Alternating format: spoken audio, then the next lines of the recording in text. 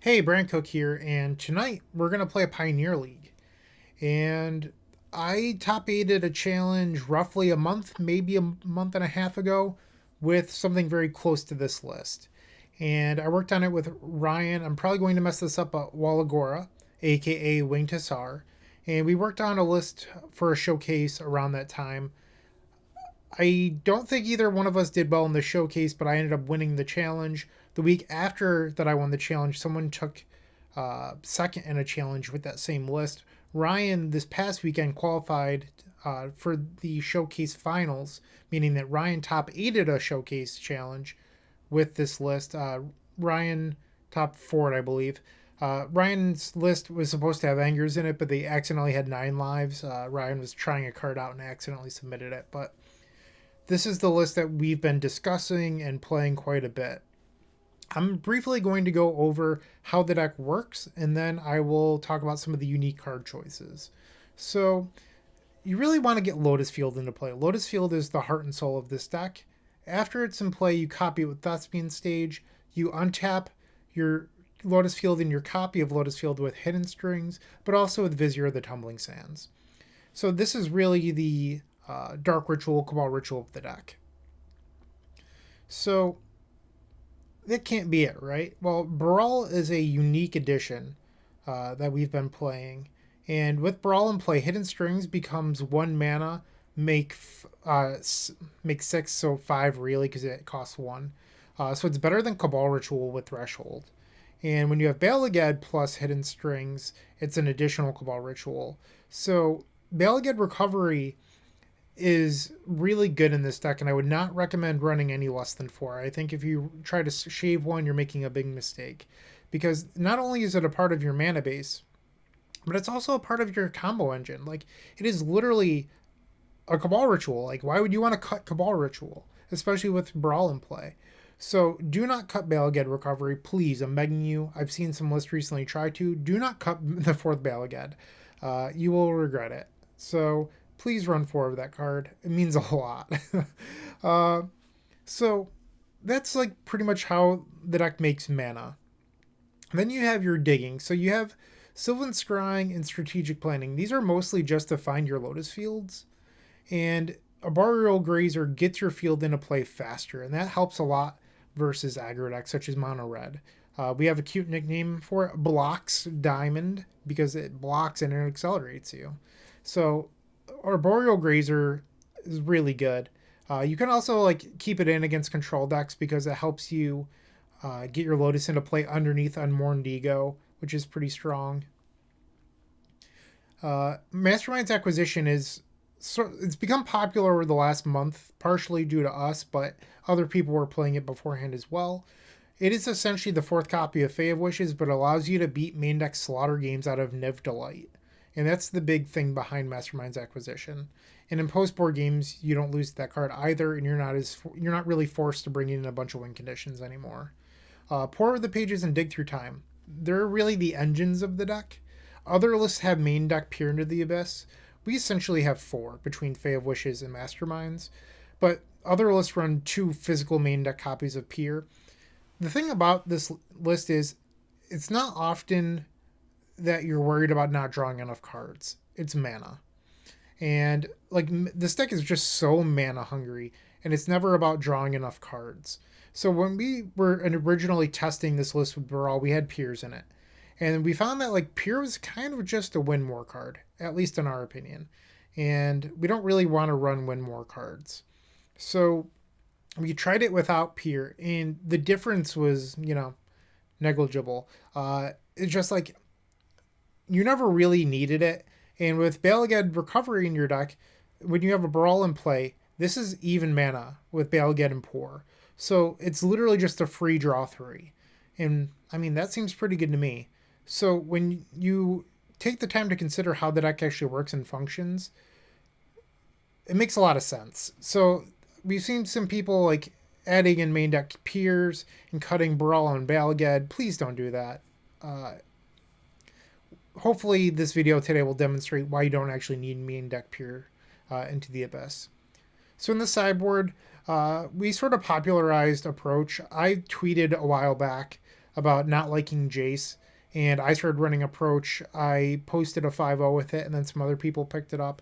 The thing about Approach is that Jace, in response to the plus ability, can get hit by like a Murderous Rider or bounce with Vendilion Click, and then you kill yourself.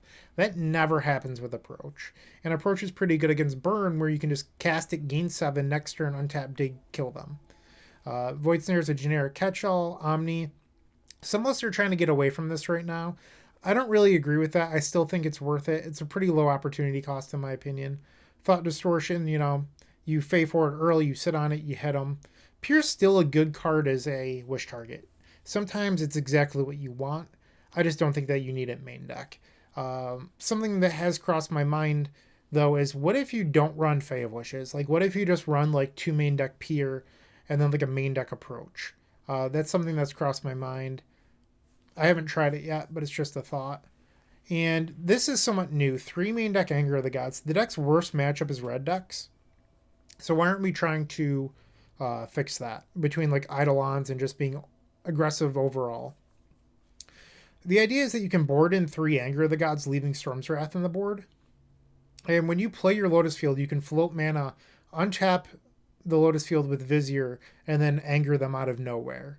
So you're going to be able to get some red players off guard. And then you leave Storm's Wrath on the board because Fae into Storm's Wrath are 2 cards that will not trigger Eidolon in a row, which is, pretty good. Shifting Ceratops, good against Spirits and blue decks in general. Same thing with Niv. Tormod's Crypt is for the Oops All Spells deck. They actually have to pass the turn to kill you, so it's not quite like Legacy where they just kill you immediately. I've tried not playing Crypt before. I'm doing it right now. It's just that the Oops deck's fairly popular. And then Ugin. So sometimes just like putting a giant Planeswalker in a play is good enough to win a game, and that's why we run it. It's also an answer. It gets around a bunch of the hate for this deck, so that's why you play Ugin. And if you have any more questions, please feel free to leave them in the comments. But for now, we're going to just start playing some Magic the Gathering. Some Pioneer action, hopefully. And before we start, why don't you head over to theepicsforum.com/shop and show your appreciation for this content.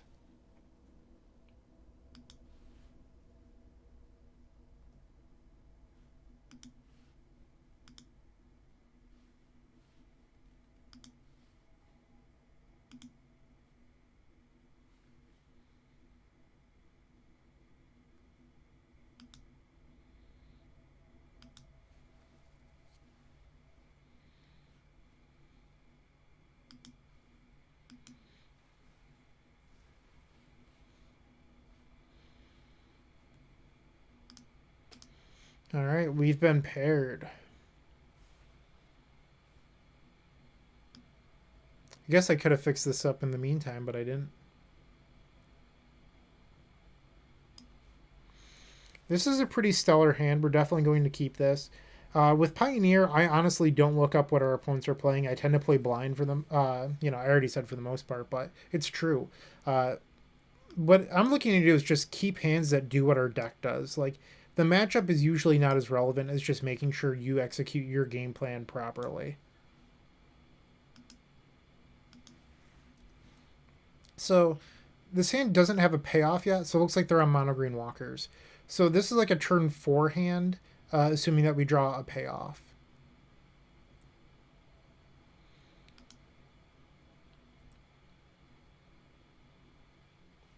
Don't really need another temple. We're going to bottom that. Being on the draw against walkers is pretty dangerous. We cut the wilts from the board, so this matchup is a little bit tougher. This is a turn 2 we do like to see, though. And there's a payoff for us. We're going to play this Baral.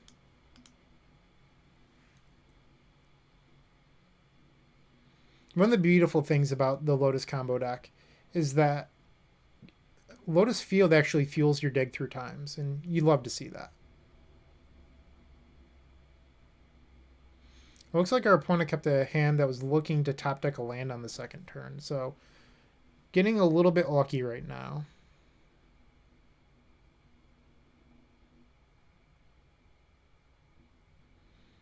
Okay, so it looks like they might actually be mono green aggro and not mono green walkers.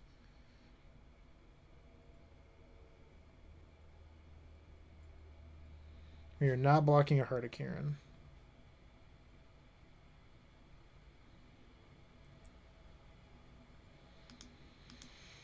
So this Sylvan Scrying doesn't actually get us anything we need, but we can get a Blast Zone to mess with their elves. And I tapped an extra land. It doesn't really matter.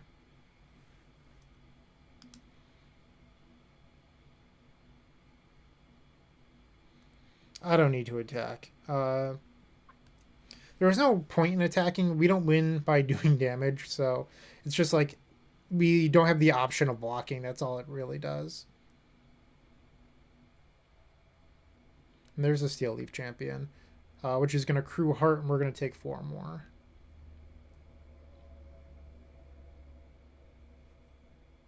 Going to 12.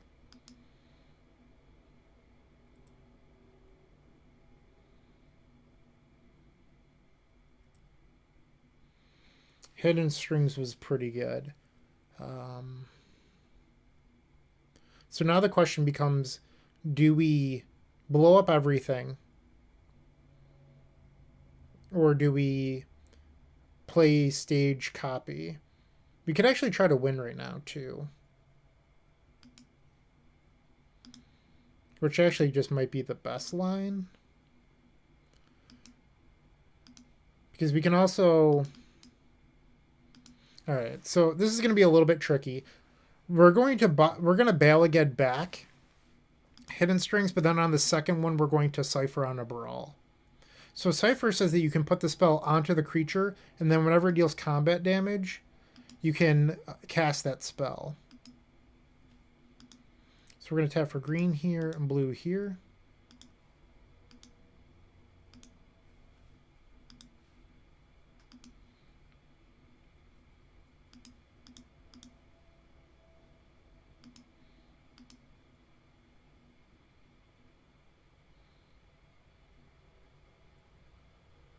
So I'm trying to decide if I want to Cipher this or not.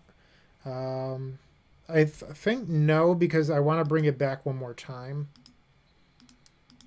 We're just like making a bunch of mana and hoping that the dig hits.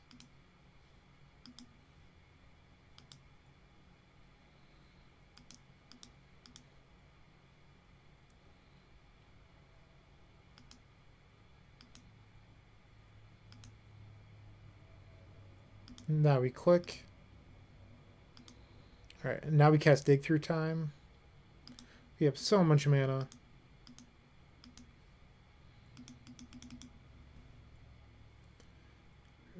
Dig and Planning.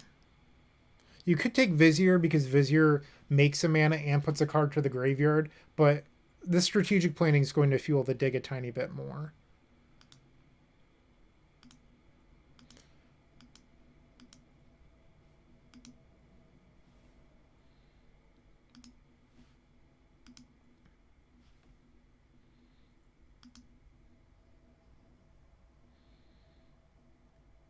So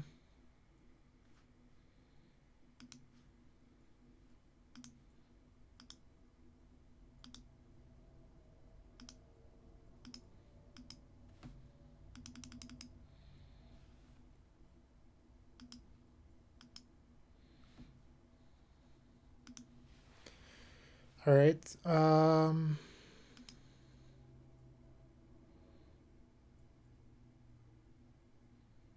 Just trying to think like what's the best way of doing this.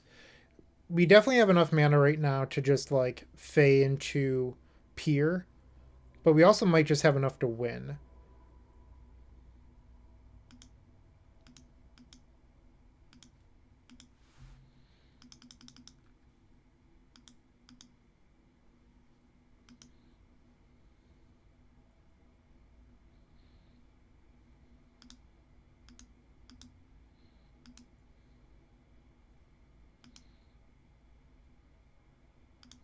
And we do.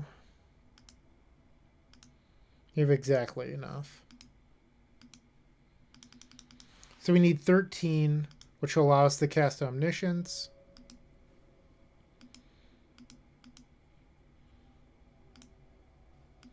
And you really want to spend all of your mana before you attack with the Baral. I know that like it might not seem like it matters, but it does, because you can't cast these cards from their adventure otherwise.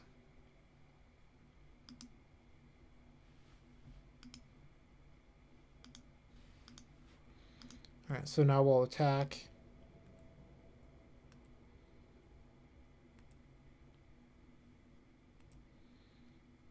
Right click, and we're going to cast for the Cipher.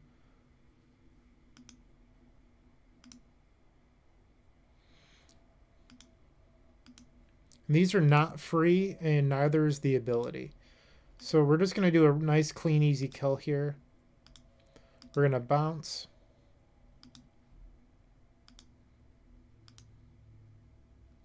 We're going to cast Fae again. Get the approach. Cast approach. And then draw that same approach. And cast the approach again. And that'll be game 1 against mono green aggro.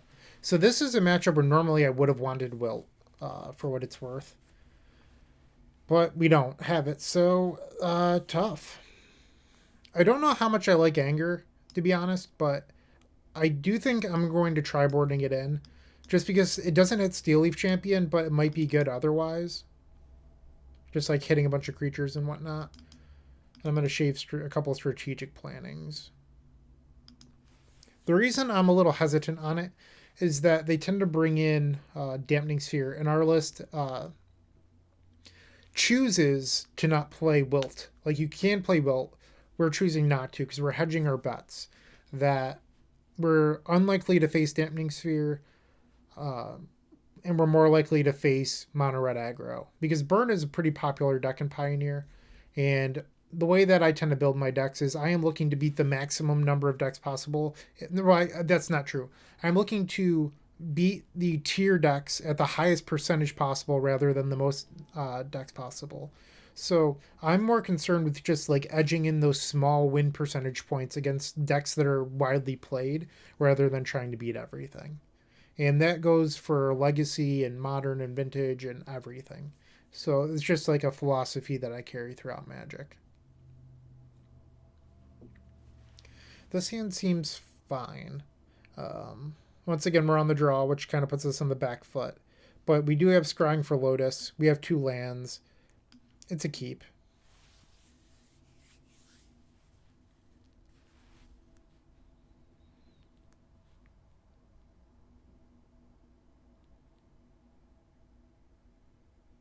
And our opponent is mulliganed.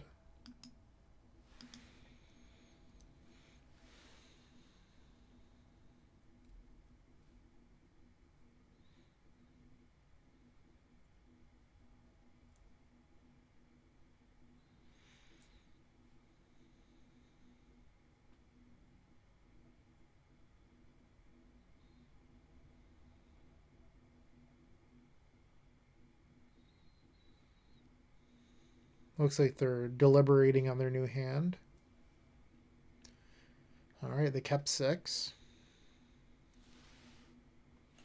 If possible, I would like to keep the Blast Zone around.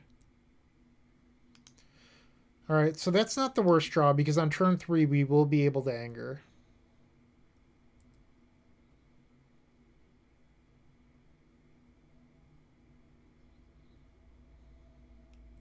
And there's Champion, so that's what I was afraid of about Anger of the Gods. Just being too slow. I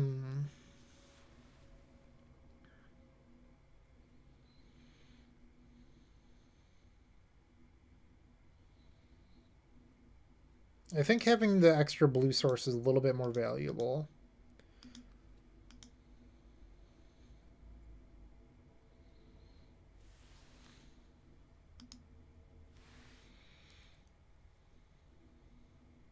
I could have played Baral out there as well, and I thought about that, which would have made it so that on turn 3 we could play Scrying into Lotus, but you can't untap it with Vizier if you take that line. Questing Beast. So that's 11. They are representing lethal next turn. And this anger is looking pretty embarrassing.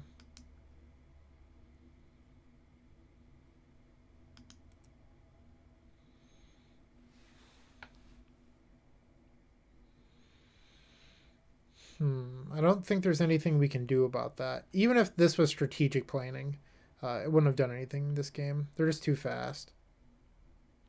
And the angers do look pretty awful.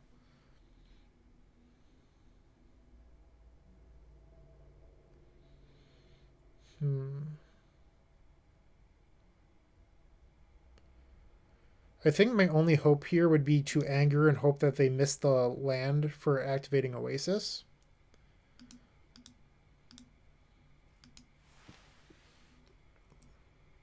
I'm probably boarding out anger for game 3 anyway after seeing this start. So it's not a big deal if our opponent sees it. Like sometimes I would just rather lose game 2 than show my opponent my cards because I feel like I'm pretty unlikely to win this anyway. We needed a better draw than that.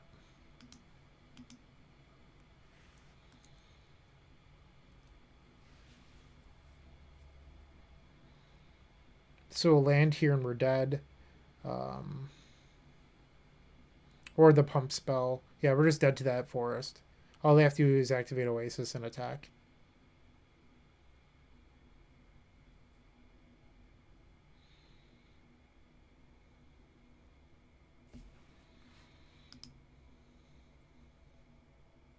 And there it is. Okay. And the next one. We're going to be boarding out these angers now.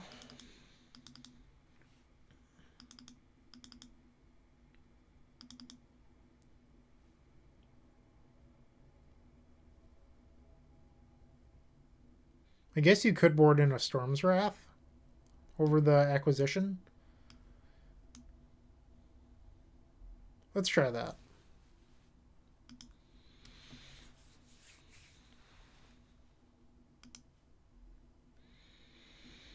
Ooh.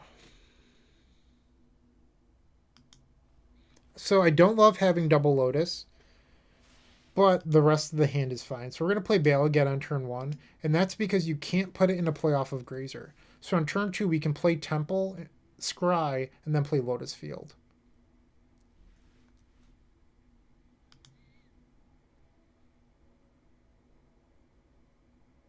And there's the goose.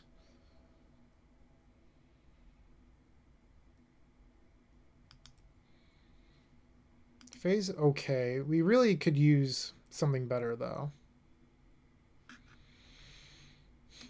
This is basically just a redraw that makes some mana.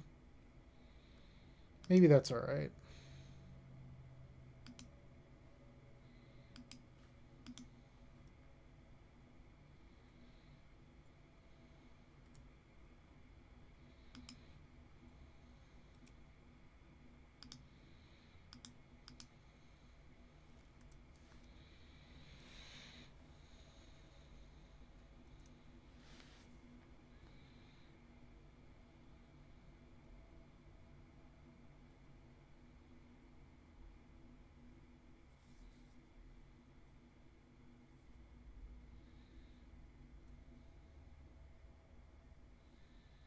And there's the champion.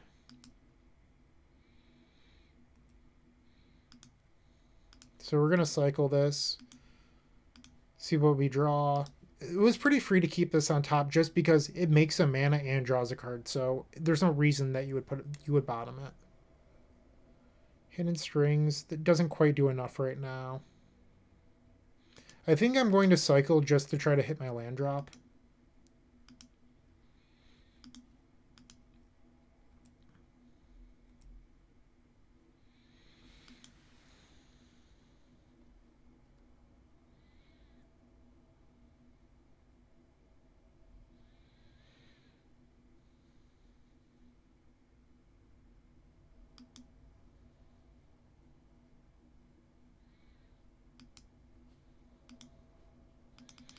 I could sit on this for a turn.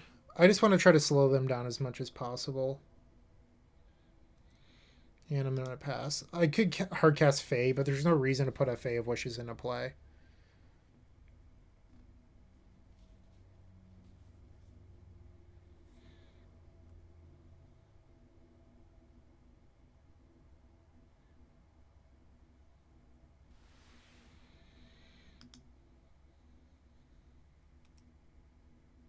Another Grazer.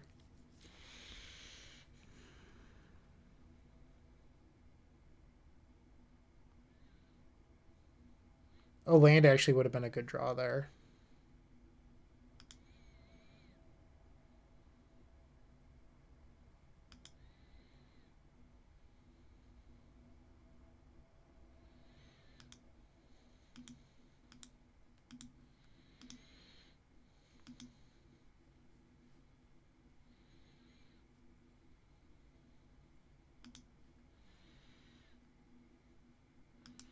So it's either Pure or Ugin.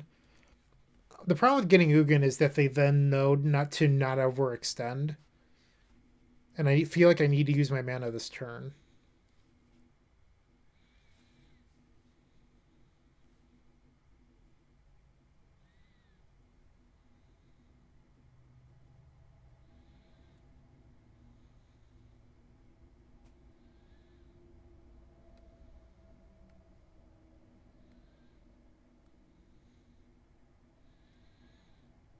It's interesting to play it without a 1/1, which means they probably have a 1/1 in hand. Land. Okay. So if we float mana here,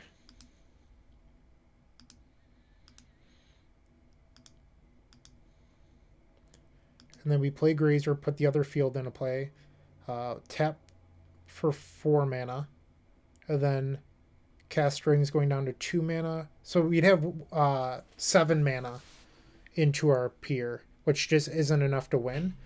So I think maybe what we do instead is we just play 2 blockers and then pass.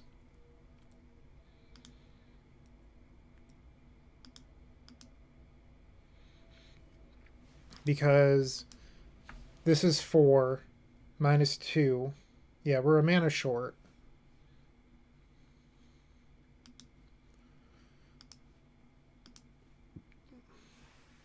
And now we just chump block.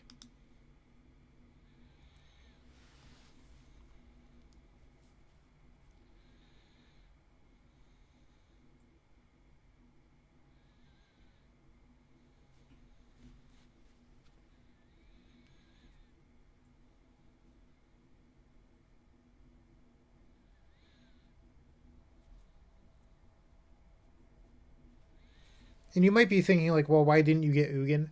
Getting Ugin is a fine play. I don't blame anyone for doing so. I just think that if we get Ugin instead of Pier, our opponent can strategically not play creatures, keep on applying pressure with this large creature that's already in play. And then when we do eventually minus the Ugin, they can just dump a bunch into play. And if I guess like how it works with Ugin is like if we have to do it for 3 or 4, and then the Ugin gets low, it just allows them to claw back.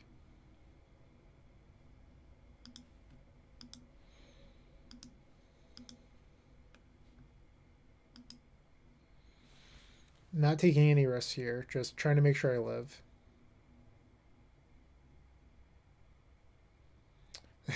That's a Galta.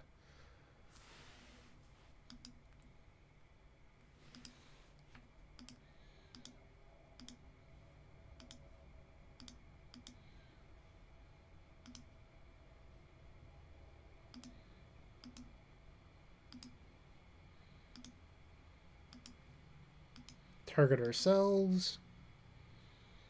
Draw 23 Magic the Gathering cards.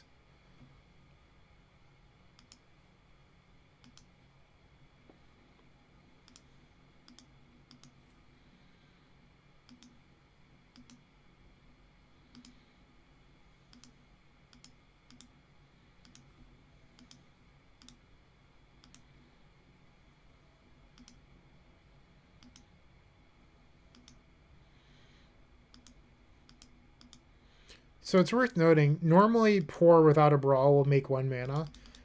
Pour actually makes 2 mana when you have a Brawl in play. It's just like another reason to run 3 Baral.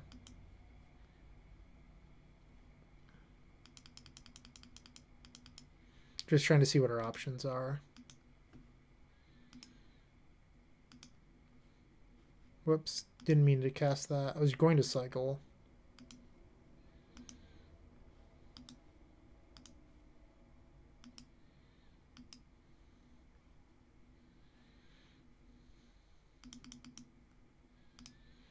So, in theory, I think that you could win without playing an Omniscience here.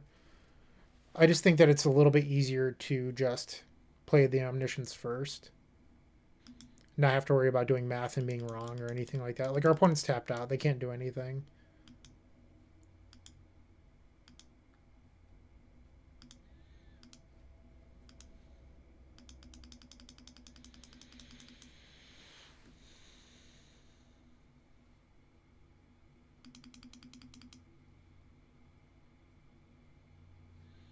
Alright, so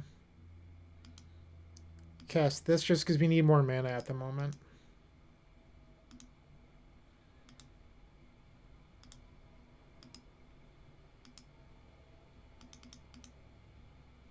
Now we're going to bounce Fae again.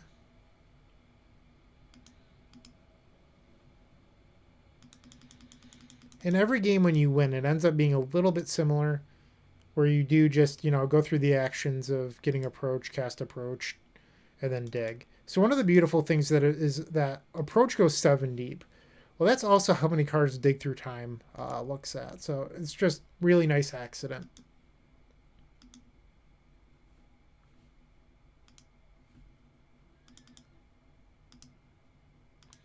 And traditionally, I think that this is sort of an unfavored matchup, but we happen to get there. So pretty cool, pretty cool. We're going to hop right back in queue. See if we can keep the winning going.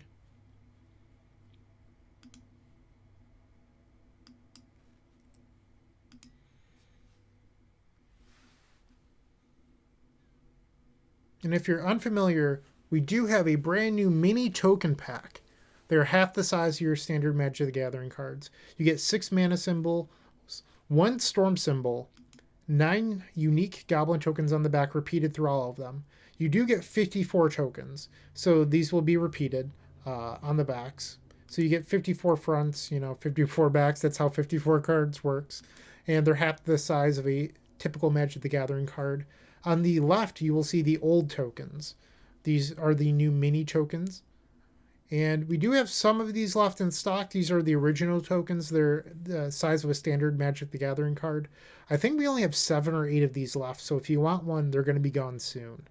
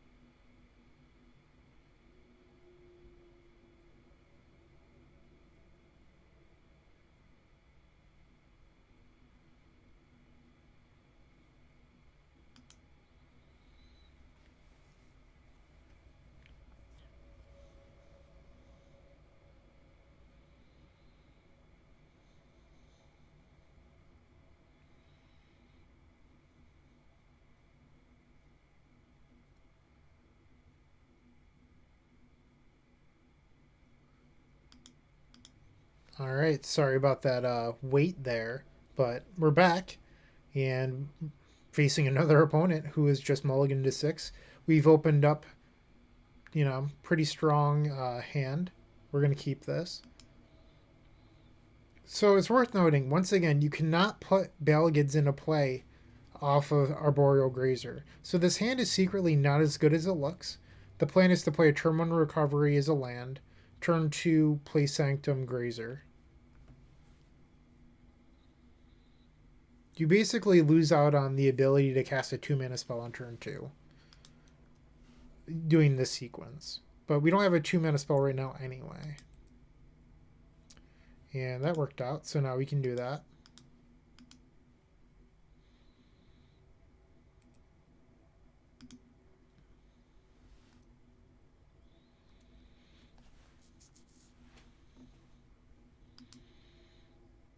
Looks like they might be on Bug Rock.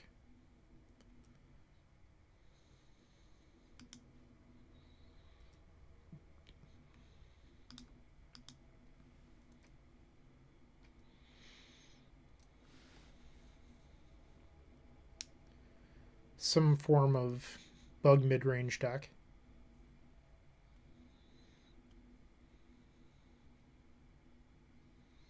And if we need to, we can always Lotus Field the second way the hard way. Always an option. Yeah, they're just on like a bug value deck. Get Earl into play.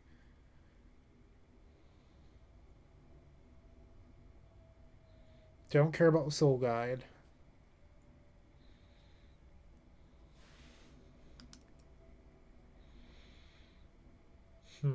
So this will speed up us getting the second Lotus into play. So it's not the worst draw, but it's also not great.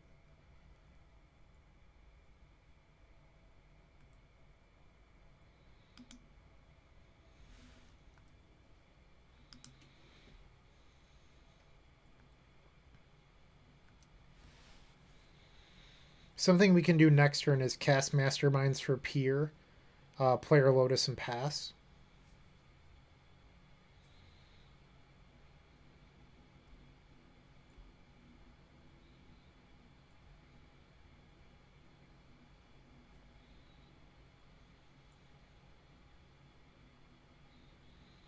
And when Underworld Breach was banned from Pioneer, which happened after Legacy, we quit losing to cards like Soul Guide Lantern. We do play Balaged Recovery as part of our engine, and we play Dig Through Time. That said, we're not really a graveyard deck, so while Soul Guide is okay, it's not the end of the world.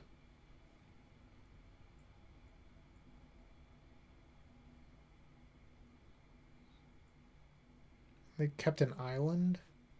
No, they kept Woodland Cemetery.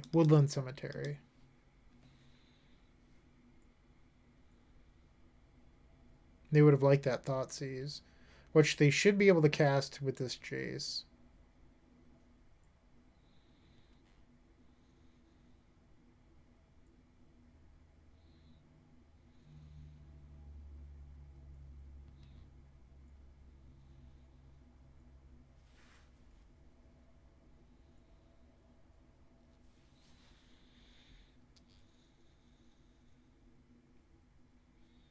Interesting. They're choosing not to Thoughtseize right now.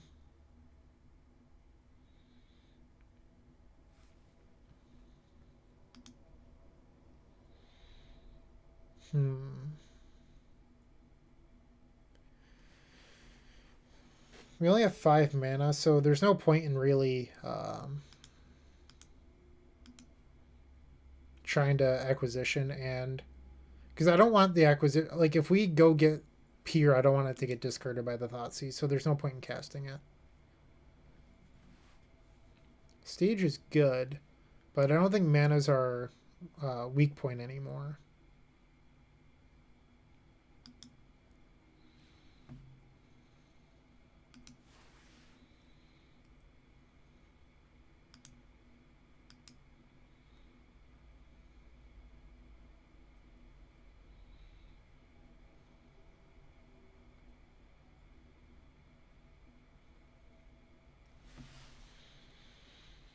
I think I'm just going to pass. I could try to bail again, and I thought about it for planning, but then they're just going to exile our graveyard. And I think if they thought seize us and see the bail again, it makes the soul guide not a cantrip for them. Or if they do, then later on we can bail again back a pour or something like that. And they're just going to crack it. No respect.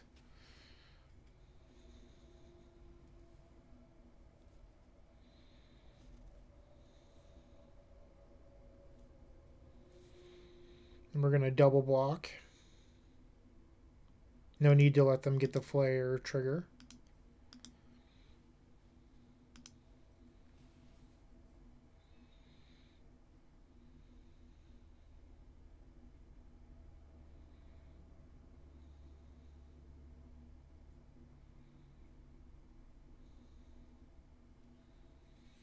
Alright, so they're going to get the flare trigger anyway.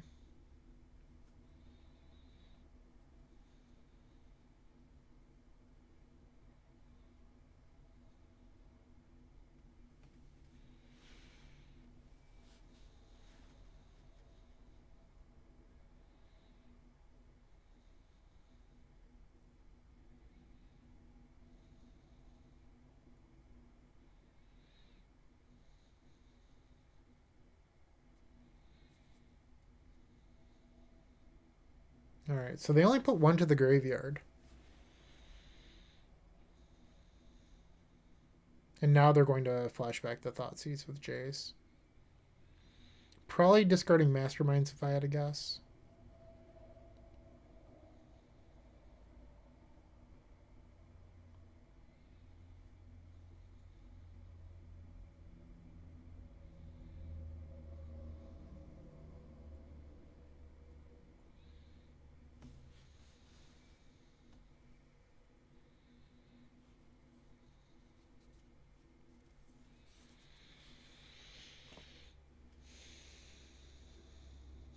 This person is very deliberate.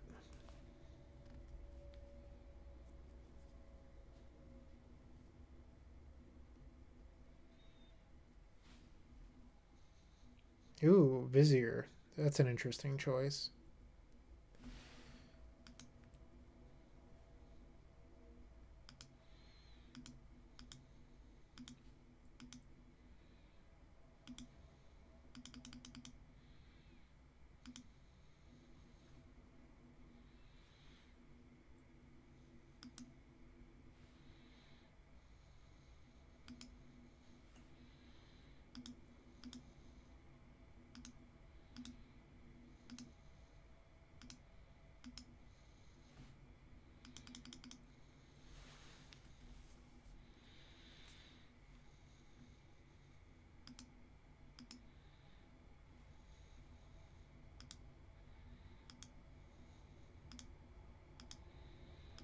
And I'm just going to play the Baal Get Out.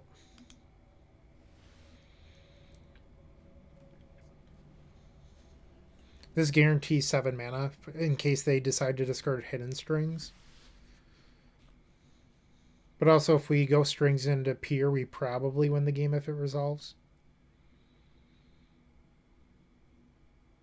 Opponent's probably looking for another Thoughtseize off this Flare for their Jace.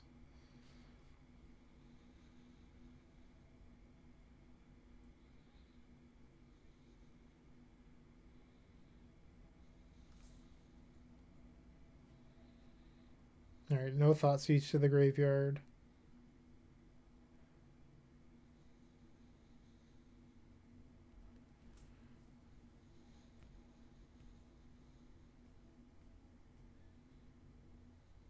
They did put a card on top.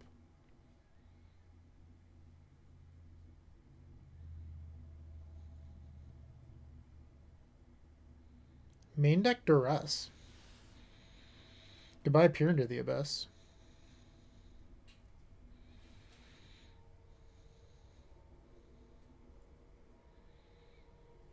Duress is an odd choice in Pioneer.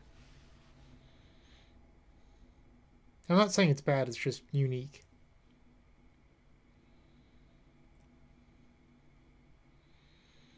Okay, so what does this do? So 7 plus 4 is 11 mana, 12 mana. So you can actually play Ugin right now and exile their board.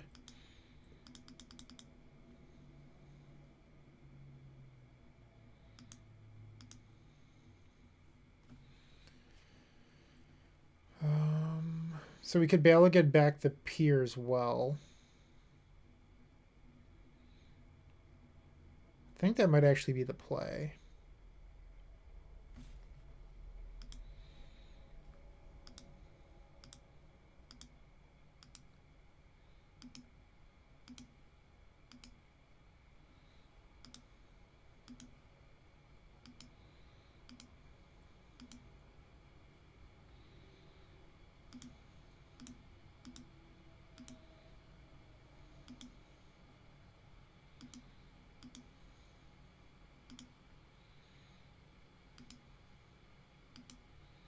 We don't want to cast Pour first just because it's less cards we'll draw off of the pier.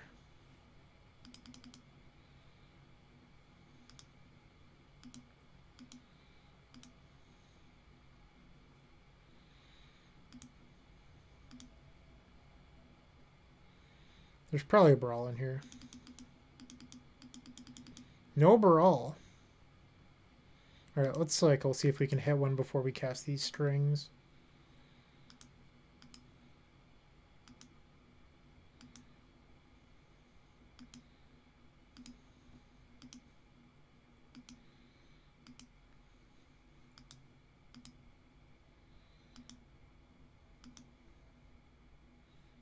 That's a blast zone.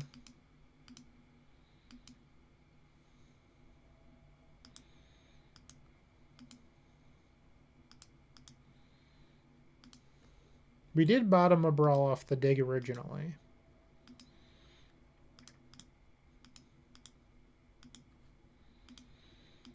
Pour makes a mana, so it's pretty free to cast.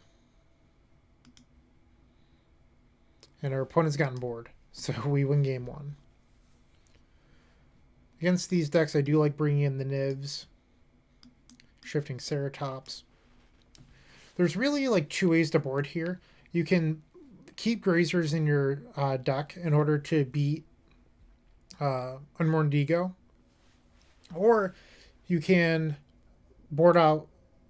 Well, I guess part of keeping in a few Grazer to beat Ego is you board out Viziers because the matchup isn't really about speed. Or sometimes what I'll do is I'll do a 2-2 split. On the play, I definitely don't want any Grazers in my deck, though. Honestly, I think I just want to board out all the Grazers. I don't think they're good in the matchup. I'd rather just not have cards I don't want to draw in my deck.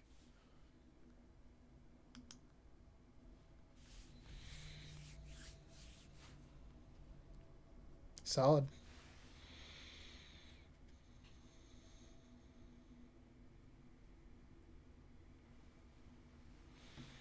Most hands with 2 lands Lotus Field you keep.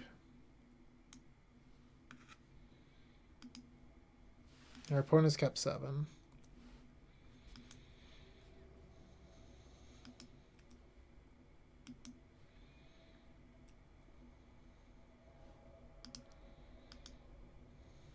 Of course I want to keep a dinosaur on top of my deck.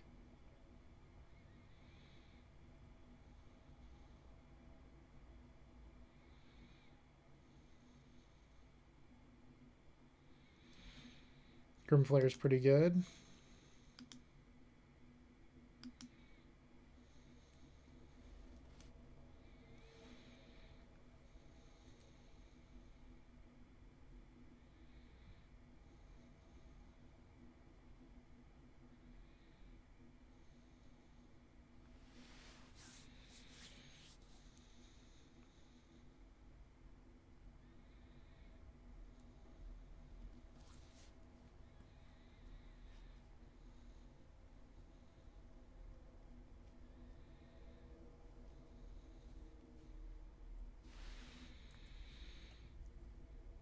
They're looking to hit Delirium off this, hopefully. It's 3 of the 4.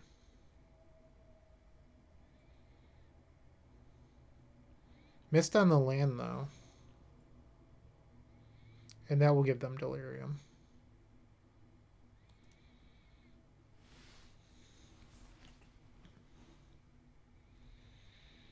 So now this Grimflayer is going to provide a pretty quick lock for our opponent. The Ceratops looks bad in hindsight now.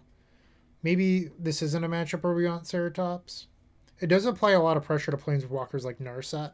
So if our opponent played Narset, we still have some games. So I'm probably going to keep it in, even though it might not look great here.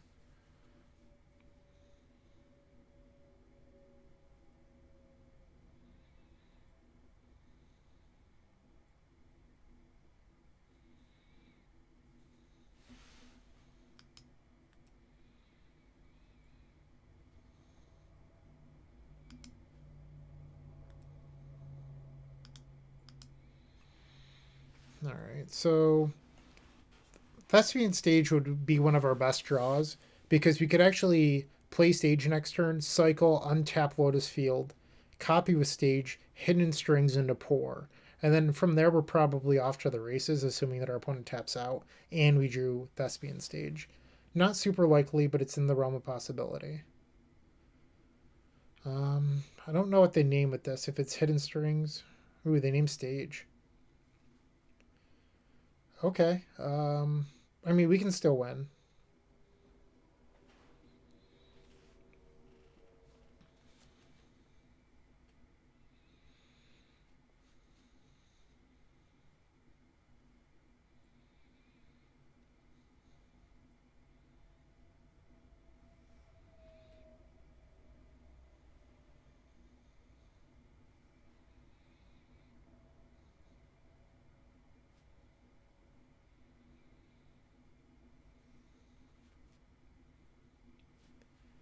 We can still win, but this Grimflayer is going to do some damage. Yeah, I don't care about this whole Guide Lantern. We can blast someone for 2 and try to come back. Because right now it would clear both their creatures.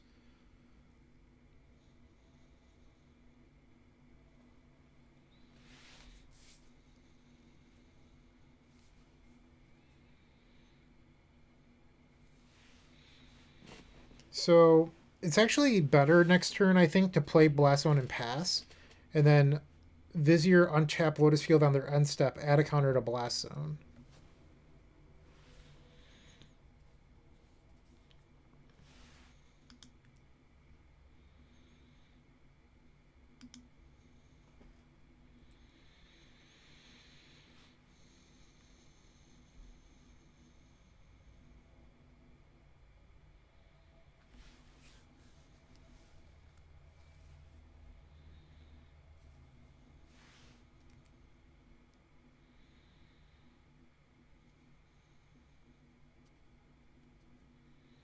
And one way that we can win is just by getting a Niv Mizzet into play without the Thespian Stage or another Lotus Field.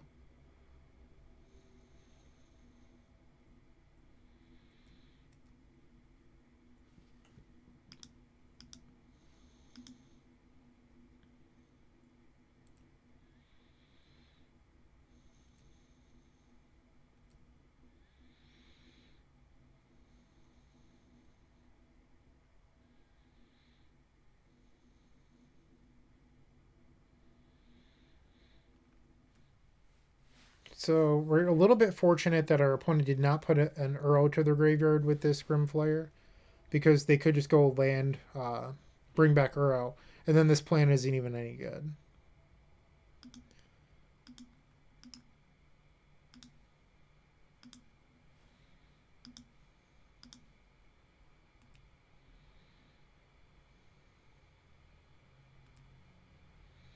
Another Pour. Not really what we needed.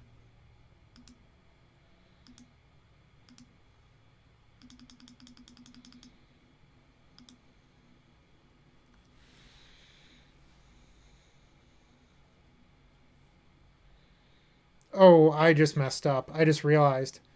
Oh, that was dumb of me. Whoops. We're probably dead. I think our opponent's supposed to take hidden strings now.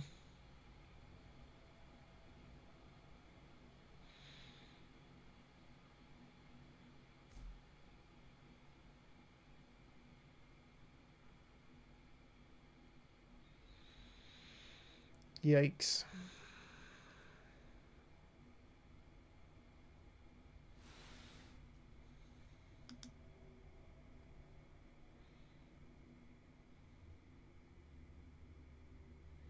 They have both.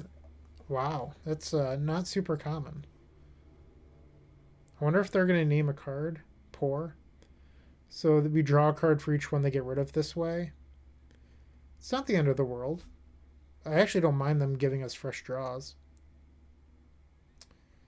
Okay, I'm fine with that. If we can hit another untap effect. Didn't need a second Niv. That wasn't very good.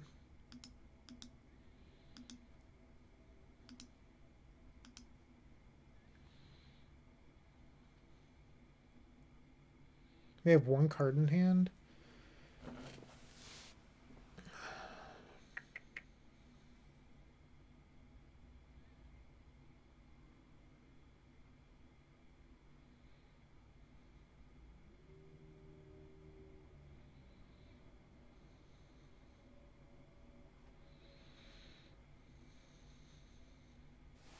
I think it's supposed to be the temple. I mean, all three of those cards were terrific.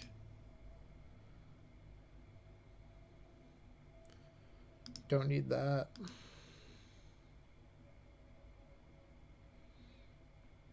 Probably dig while they're tapped out. They can only deal 5, so we go to 1 next turn.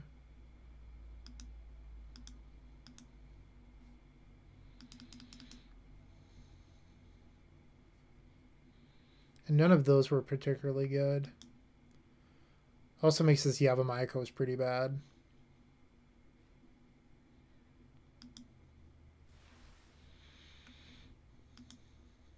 All right.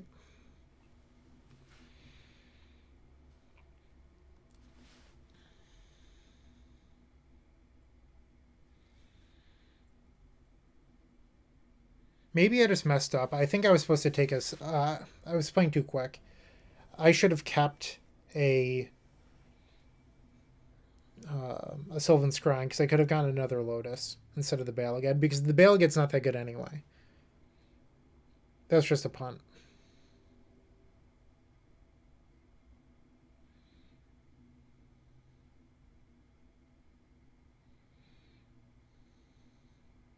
They put a card on top and now they're drawing with Soul Guide.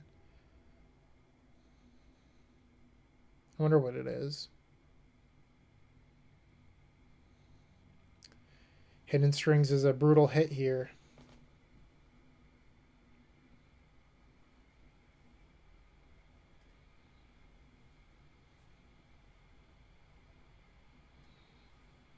So let's assume they take the correct choice in Hidden Strings.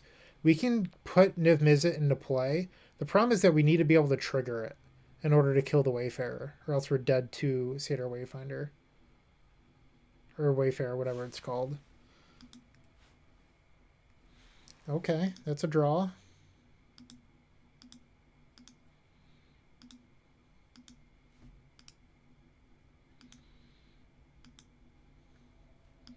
We might also be able to Storm's Wrath and live.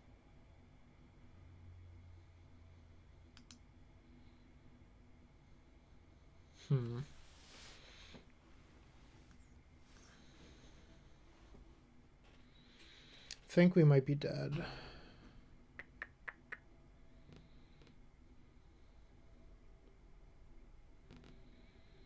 So we can play Fae into Baral's blockers.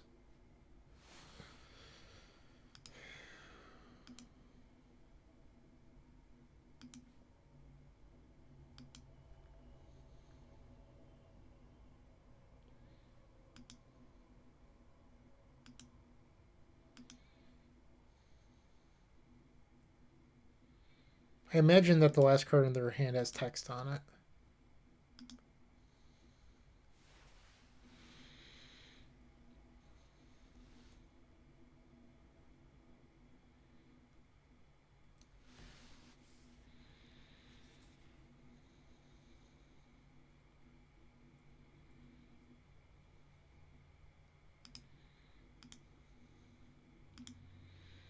Alright, so we lost that one. Our opponent has both the removal effects, which is pretty scary. Which means I'm going to board back in 2 Grazer over the Ceratops. Ceratops wasn't that good anyway. I thought I wanted it, but after seeing more of their deck, I've changed my mind a little.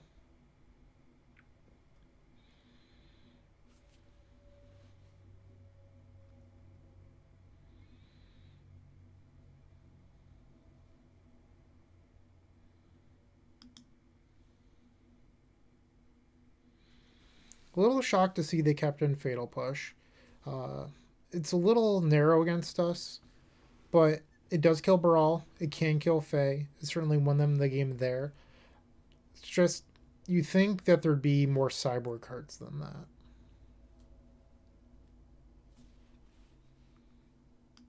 I also punted with my, whatever it's called. Doesn't have Lotus, which is the bad part about this hand, but it does have strategic planning. I'm gonna try it.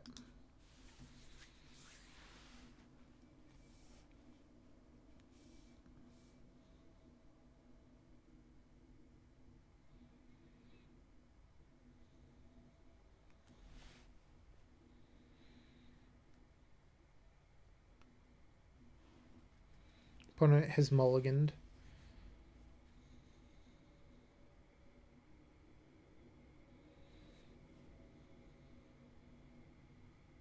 Yeah, imagine if I didn't punt that game.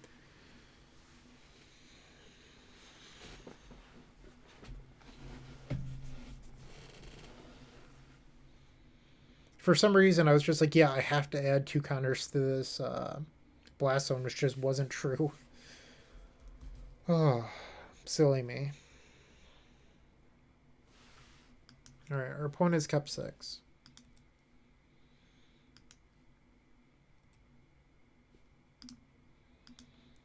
We're just digging for Lotus, so there's no reason to keep anything else.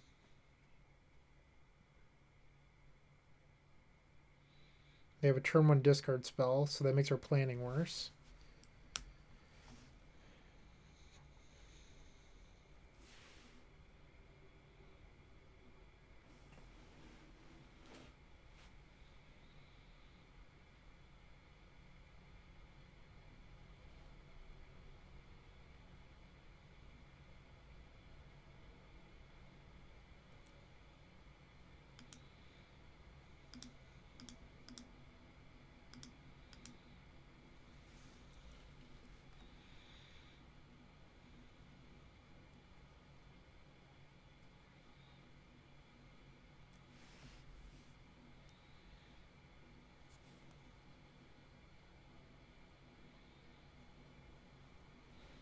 As of right now, assuming we don't draw Lotus, next turn we can cycle Vizier, untap Temple, and that will allow a strategic plannings or a Sylvan Scrying to find Lotus and play it before any of their 3 mana exile effects can be cast.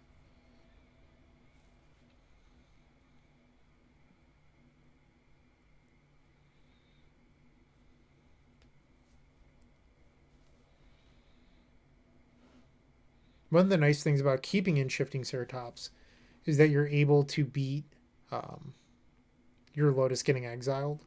That said, we saw that they kept in Fatal Push. And on top of that, they have 4/4 blockers, so it's not like it's the best thing anyway. If our Lotus does get exiled, the best thing we can do to win the game is put Ugin in a play.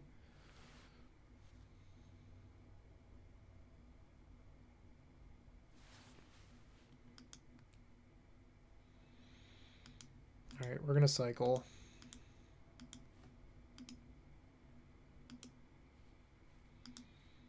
Lotus here would actually be insane, because we could put both into play with Grazer. I'll take the Scrying, though.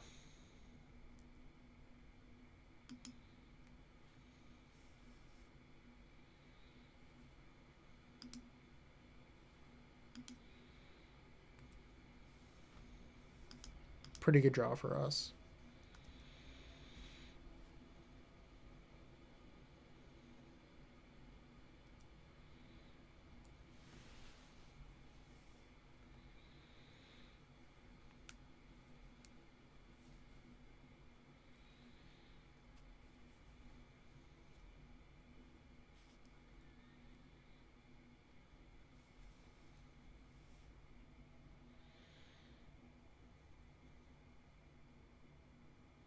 Hey, not a 3-mana exile effect.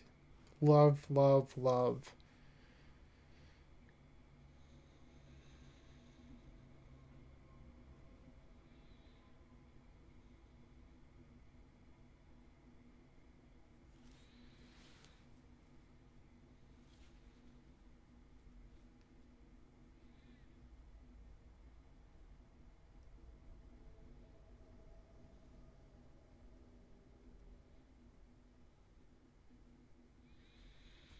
Now, Jace. Down to 3 cards.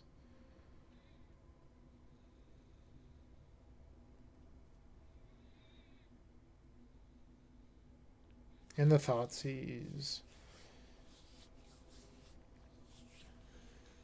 So thinking about this realistically, next time we're playing stage copying, and from there we're looking to top deck because our opponent's probably going to Jace, flip Jace, Thoughtseize again. Ooh, Grazer. Why would they take Grazer? I don't understand that.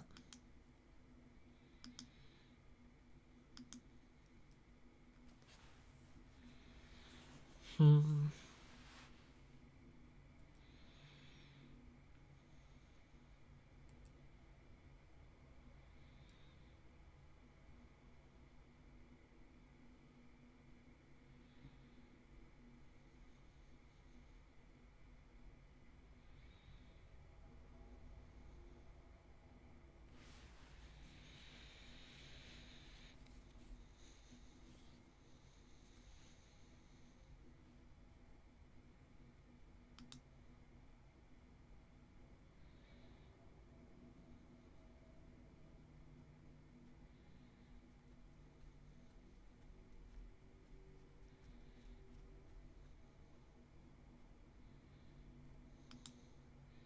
So many Thoughtseize. So I guess that's why. They knew that they were able to get everything.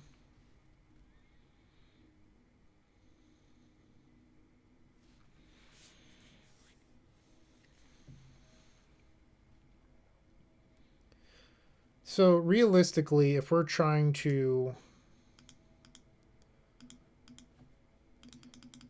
this plays around Assassin's Trophy. So we're probably looking to discard this Lotus Field to a poor.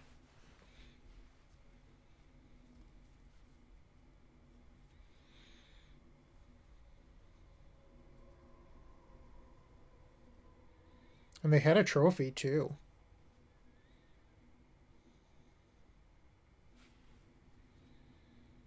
If they would have tapped better, they could have blown this up.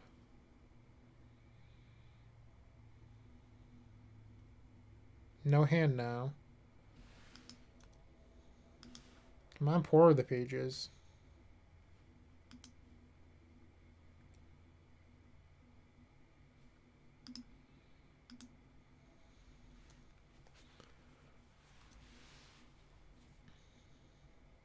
So they're probably just looking to escape Uro plus Jace here.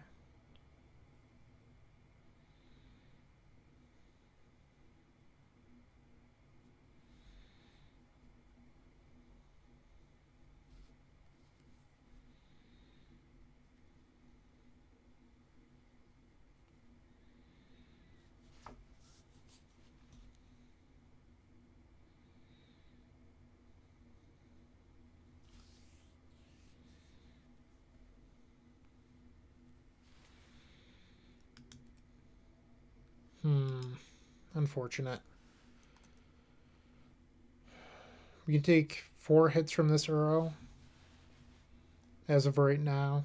They have plenty of time to do it.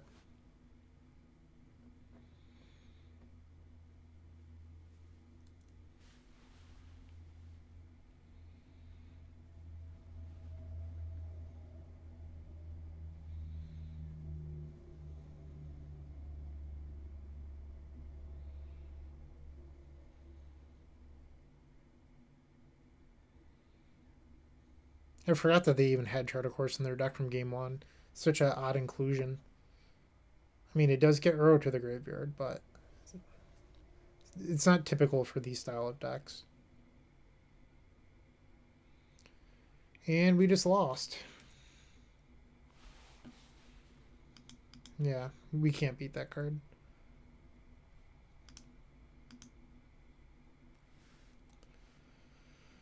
So they have all of those cranial extraction effects and dampening sphere on top of duress plus thought seizes. Our opponent just has a very hateful deck for us. If your opponent wants it bad enough, sometimes they're just going to win, and you just gotta take those hits when they come.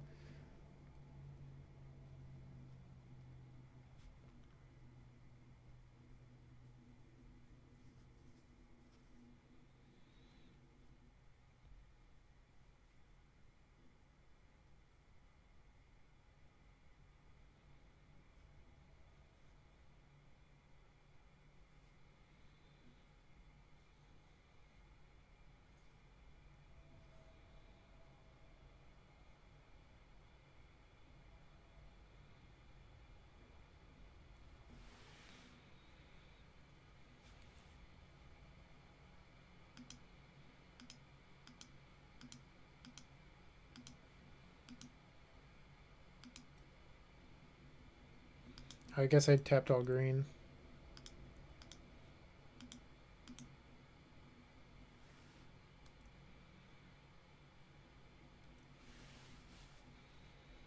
No point in cycling that.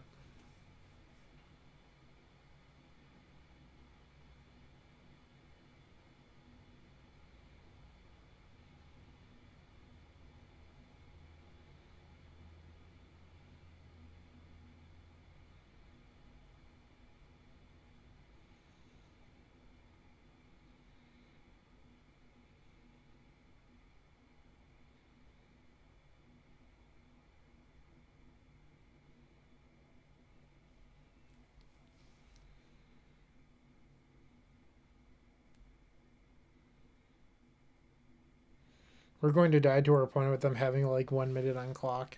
Ugh.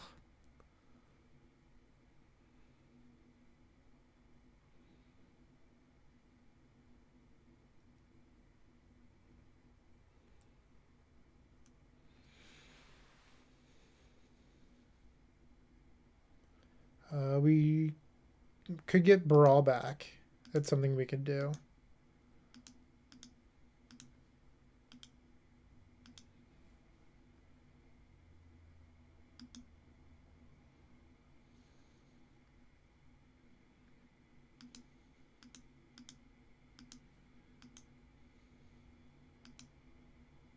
Oh, the dampening sphere. We can't cast it.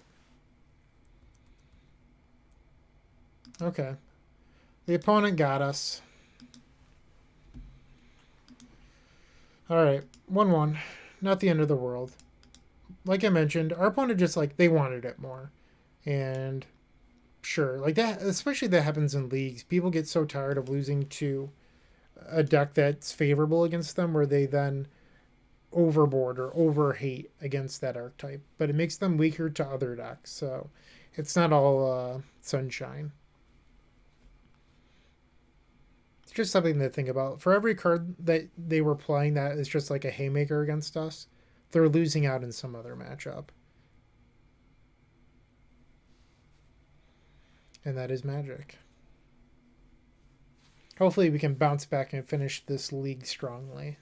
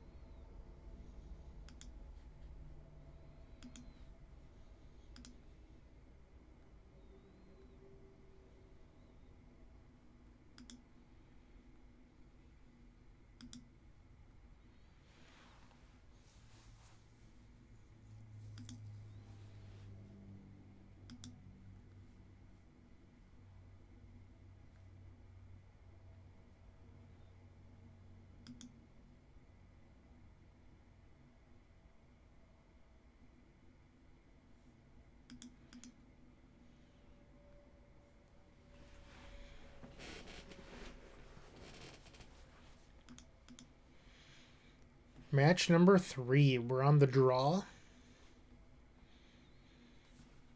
And this hand is not a keep. I think that this is our first mulligan of the event. This seems fine. Bottom of Lotus field, because having 2 Lotus fields is essentially a mulligan anyway.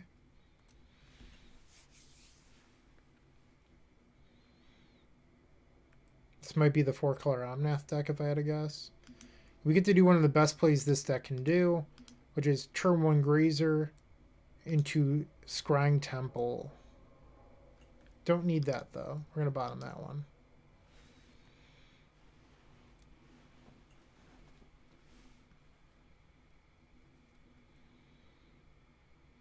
Alright, so it's not the Omnath deck.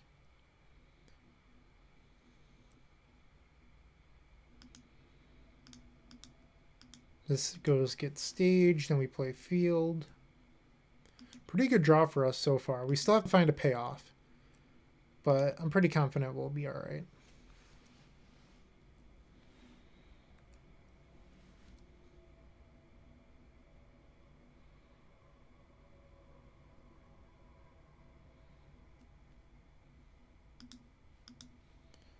Why not? Get the block out of the way. Potentially fuels a dig through time later. If for some reason the deck has Blood Rush stuff, it doesn't trigger that. I don't know what they're doing over there, though.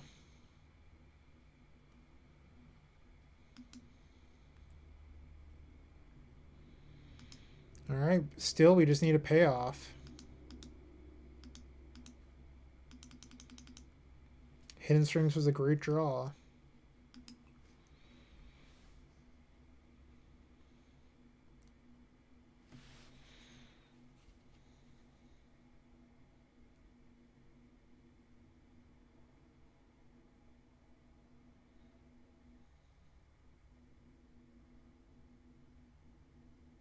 Wow.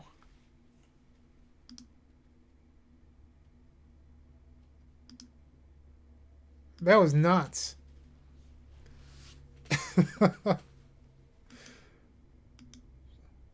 Oh, we would have found the Fae too.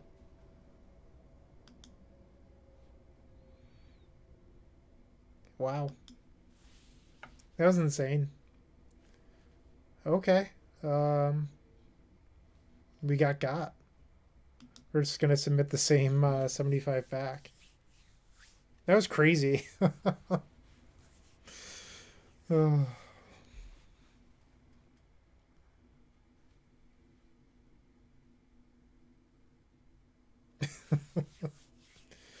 I love Pioneer. How could you be mad about that? Like, that was wild.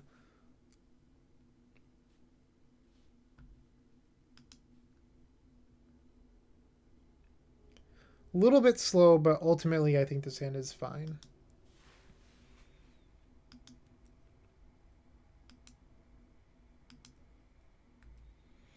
You could play out Baral again on turn 1, because then you can Scrying on turn 2 without taking damage. I just don't think that this game is going to come down to that. And that's annoying, but we do have the Blast Zone already in hand.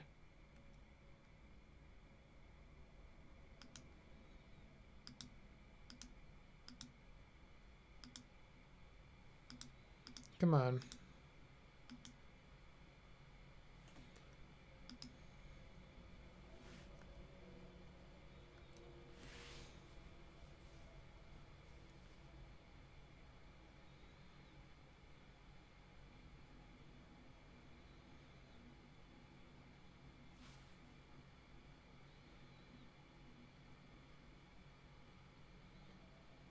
Roiling Vortex.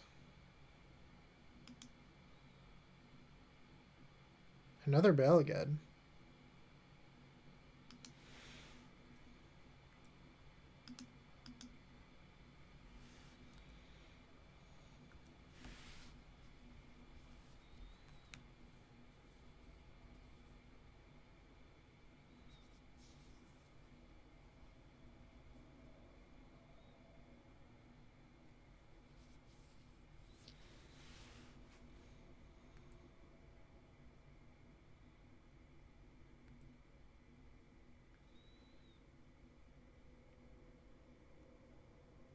I think I'm supposed to just play the Blast Zone here. Because if I mean, this game, I don't feel too good about it right now. But if we're going to win this, I need to blow up Pithing Needle. And then on our turn, I can copy with Stage, untap, and then Planning.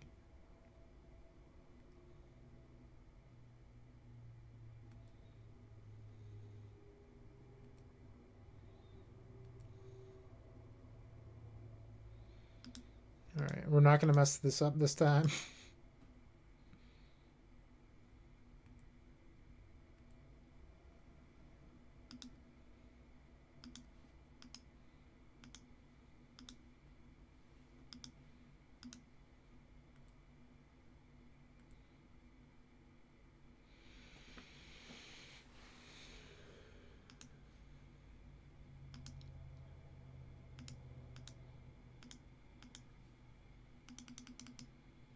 I still think we're supposed to just play strategic planning right now.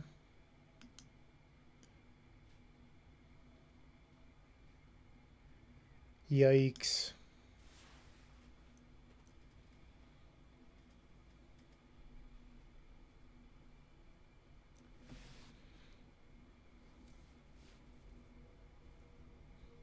Next turn we can make some blockers, cycle, draw a card.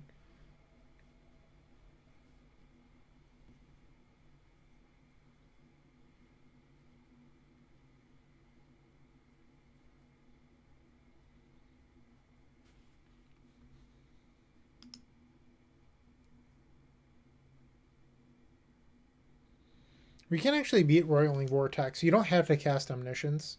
You just need to generate a bunch of mana. So we can beat that. Some of us even cut Omniscience.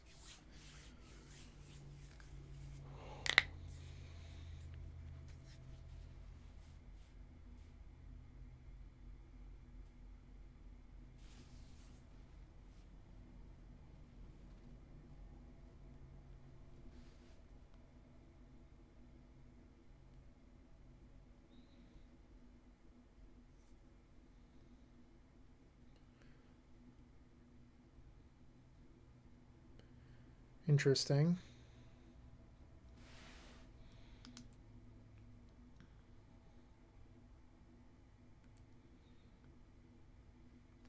Okay. I think it's probably best to start off by playing Temple, just because we get the Scry into the Vizier. I do like strings.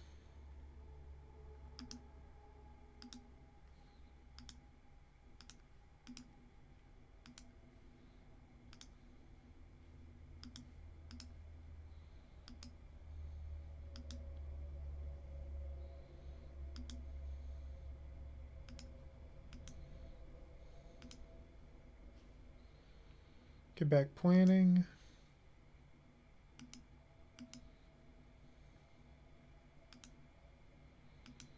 My plan is to just dump two Grazers in a turn after this. So that's why I'm using... well, Pour was like the only card we could hit there, where it would have been better to float a blue. Just playing some blockers.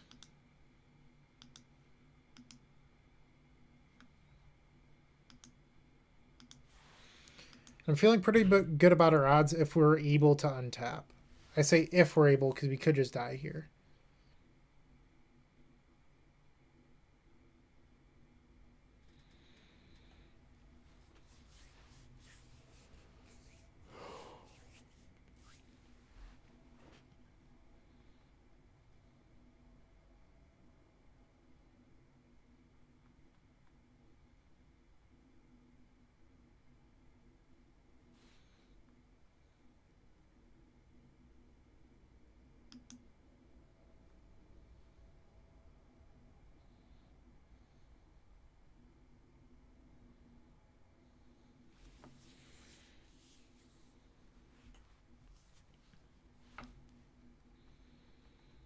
Alright, so we're just going to block as much damage as possible. We'll take 4 going to 6. And I believe we get to untap. I don't know if there's a reason to hold this. But I guess it doesn't hurt to do so. It's not like our opponent has like a mystical dispute or something like that.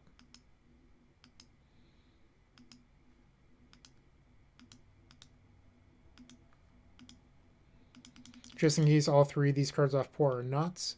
And they are, so now I'm glad that I held the land.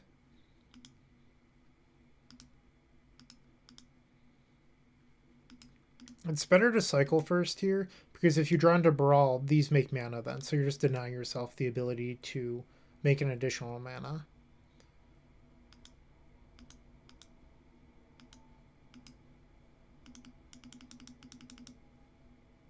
And there's the Baral.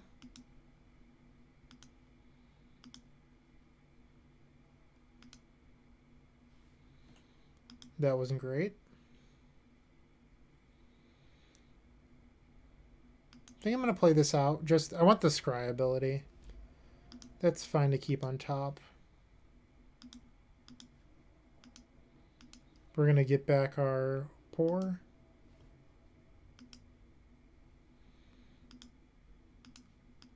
Free cards.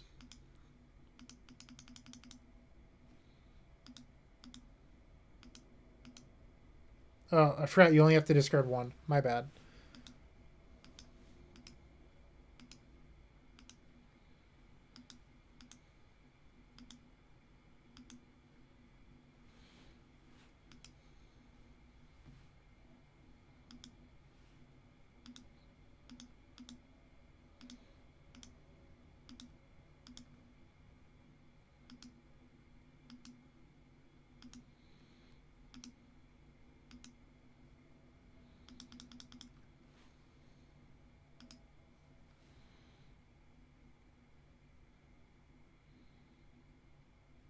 Part of me like doesn't want to show them the approach line, because like right now I have enough mana where I could approach, dig approach, and be fine.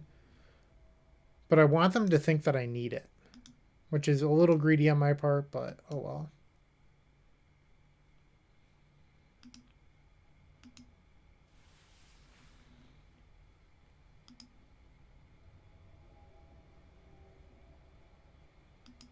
It doesn't matter. There's so many cards we could take off that.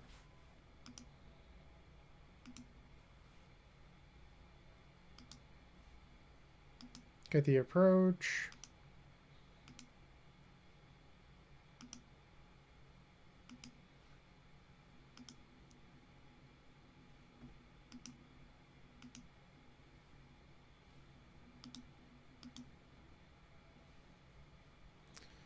All right, we won game 2. Don't think I want to change anything.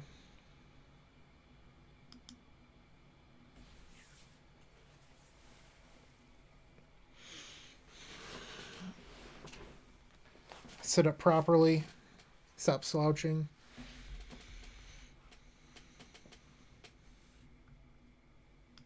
Well, we have a second. Why don't you go follow all of our social channels?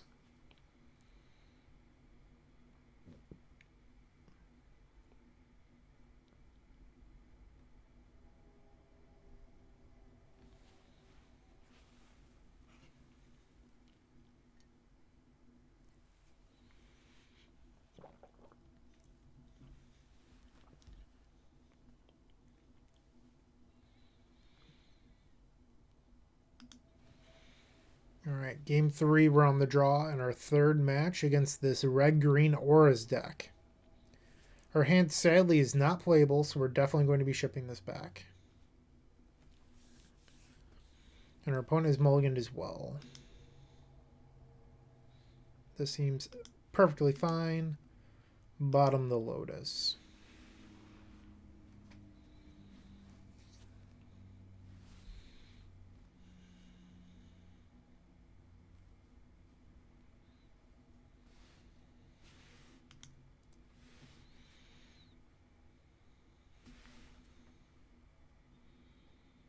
No 1-drop. Looks like our opponent actually went to 5 cards. I thought they just went to 6.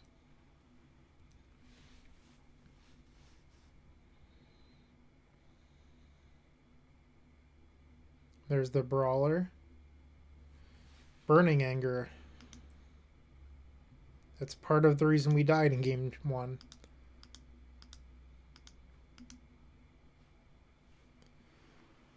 I'm going to take the Vizier here. It just helps speed us up a tiny bit.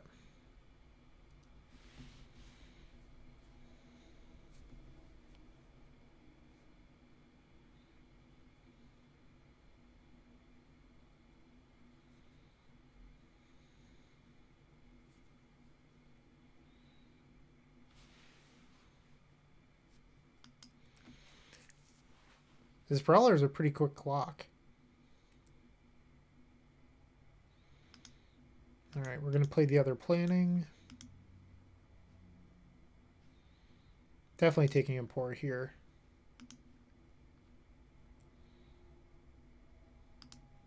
Our best draw next turn is probably Hidden Strings.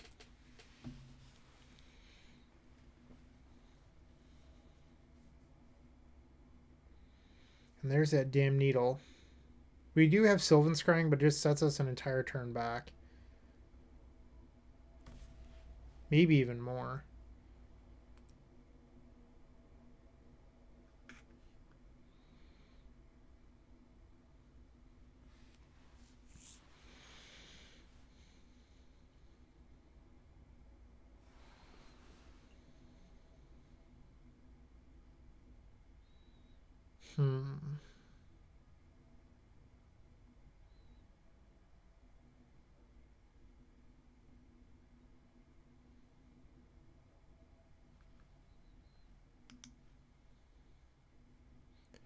Trying to decide if I want to... We have a couple options. We could even hardcast the Vizier, and then the Vizier untaps Lotus, but Pour doesn't really work that well with Vizier. It does work well with strings. Or we could just scrying for the Blast Zone, which is kind of a slow line. So I'm actually tempted here to cycle and then cast Pour into the Blast Zone off of the scrying.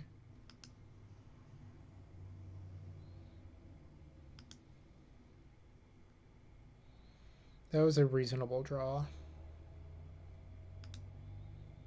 We could even get Anger of the Gods.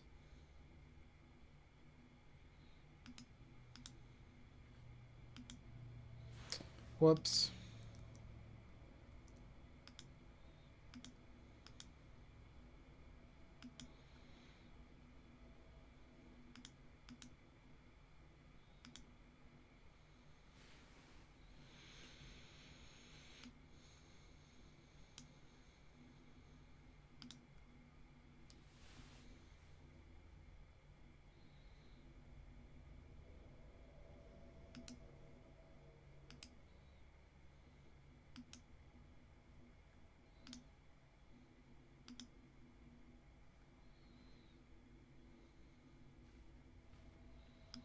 Blast Zone. And let's just get another land out of our deck.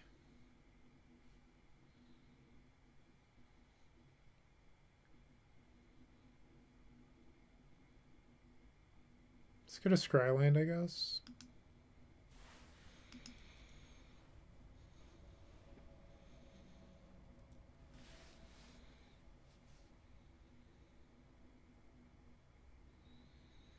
So our opponent's going to put us to 6 here, which means that if they have 1 point of damage on the next turn, we're just dead.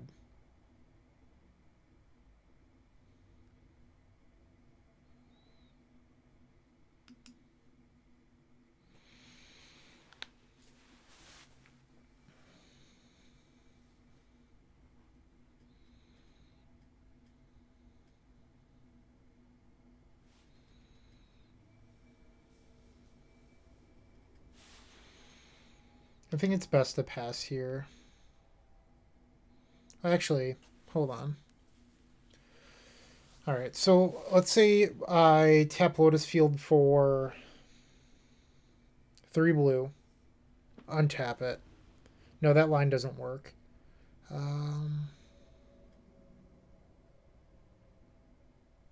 Yeah. I just have to pass.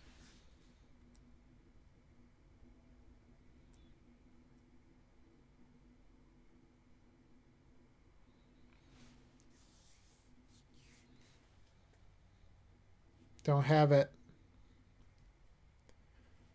Don't have it.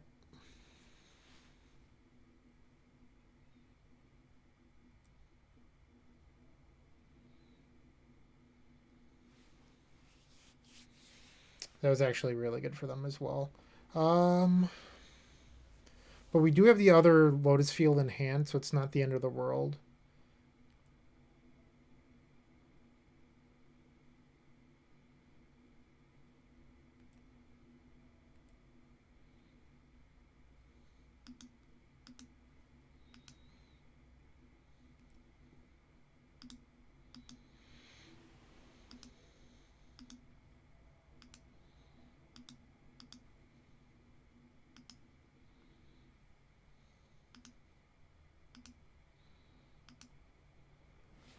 So Balagad makes some mana here, but I think it's better to dig first. Try to hit a Baral.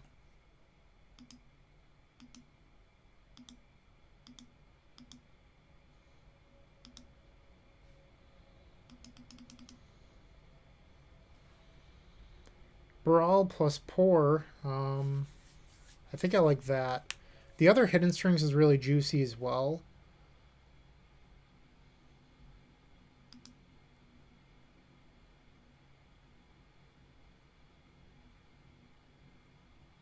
I wonder if Baral Strings is right. So 5 mana plus that. I think it might be better to Baral Strings. And then you're all in on Dig winning the game.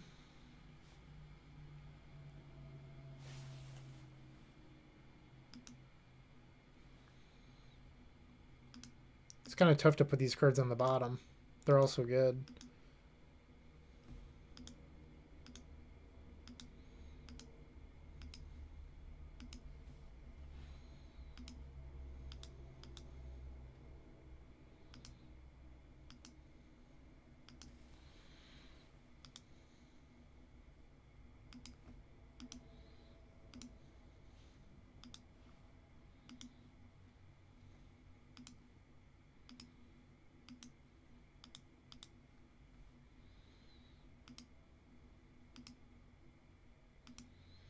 So this is exactly 13 mana, which I counted correctly.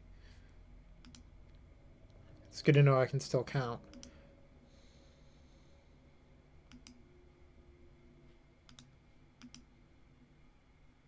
Come on.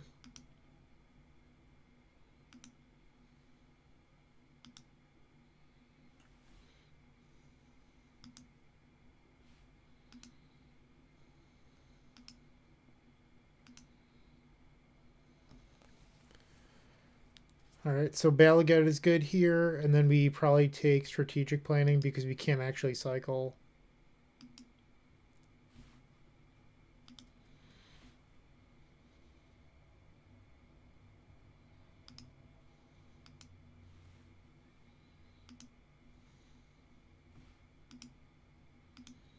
And you play planning first because if you hit the Fae, which we did, and then the dig actually just wins the game, so that's why you play that first.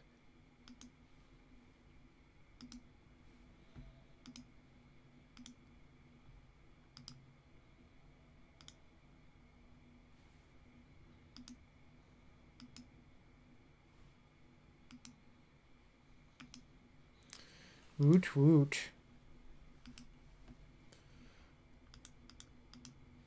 2-1. That was a really cool deck.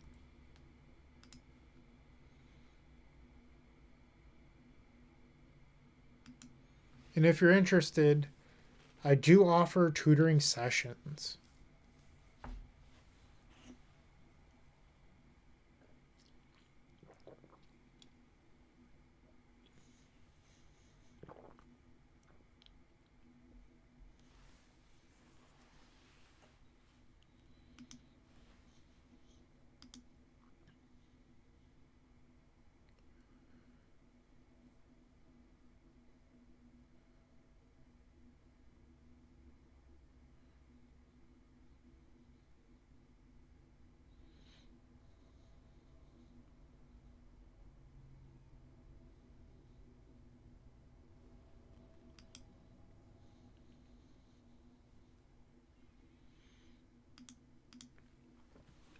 And we're back. Reasonable hand we have here. We're on the draw. Balagad is a green land, which enables Sylvan Scrying and the Grazer.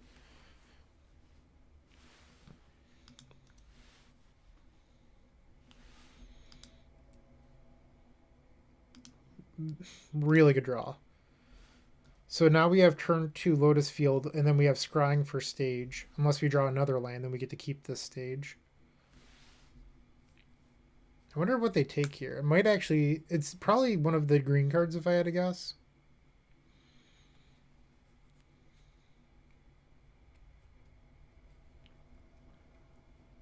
Another reason you play Balagad is a land on turn 1 here, to avoid discard spells.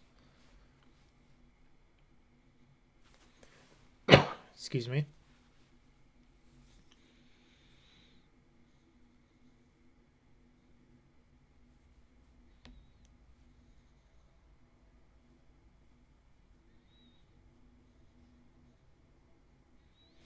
I love that. And they missed the land.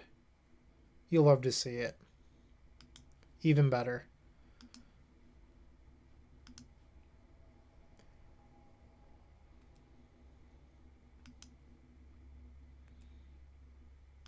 No need to play Baral on turn 2 if that's what you were thinking about. With Fatal Push being one of the most popular removal spells in the format, it's not really that beneficial. It's also better to just do your plan and get Lotus Field plus stage into play. It looks like they're on the mono black aggro deck. Vizier was a good draw because now we can play Brawl and copy with stage.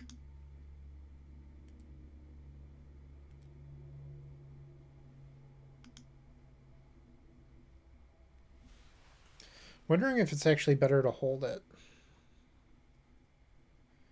Yeah, I think I'm actually just going to cast Scrying this turn. Because next turn we can play Baral into Pour, so that way if they're silly and tap out for some reason. Once again, holding Baral has value.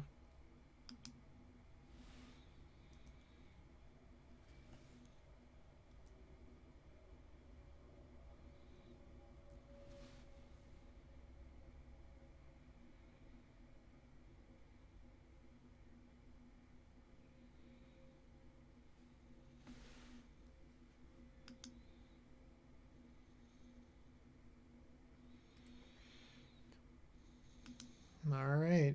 Someone cue the music. The dun dun dun dun dun dun dun dun dun. I say that, now we're gonna fizzle, but it was worth the meme.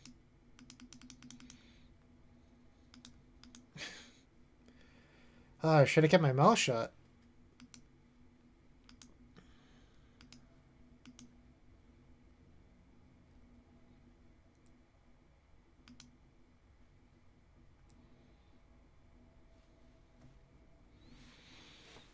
Do I want this? Not really. We can also just like Sylvan Scrying for it.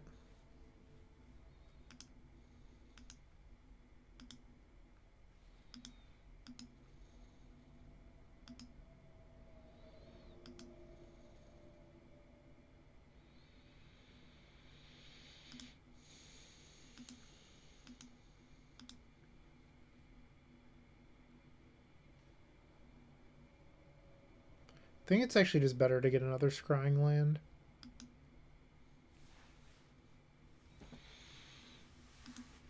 Sad. This is why you don't make jokes about winning.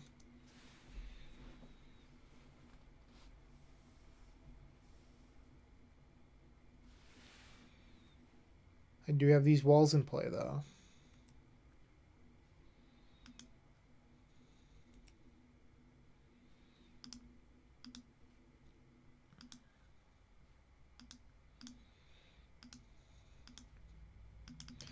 We have so much mana.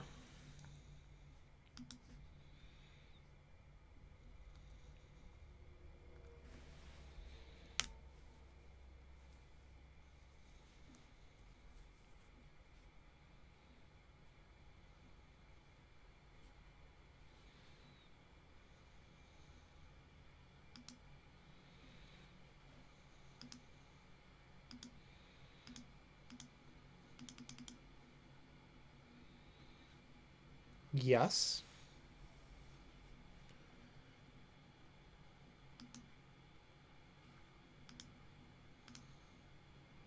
I think it's a close one on what you keep there.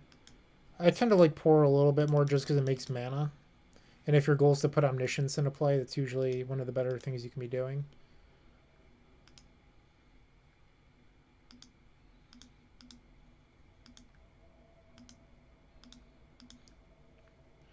That said, we cannot put Omniscience into play right now and win the game.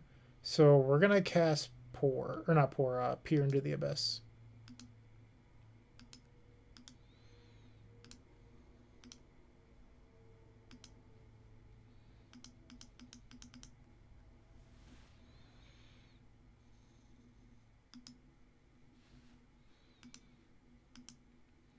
Let's draw some cards. 17 cards. We still have a land drop.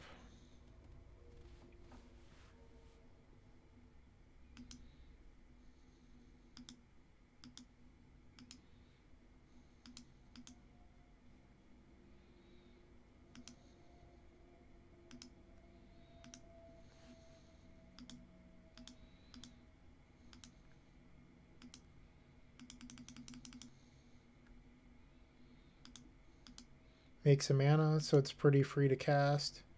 Just, you want to do anything that makes mana, like including cycling these. We are getting kind of low on our deck, though, so it's important to watch that. We have 14 cards.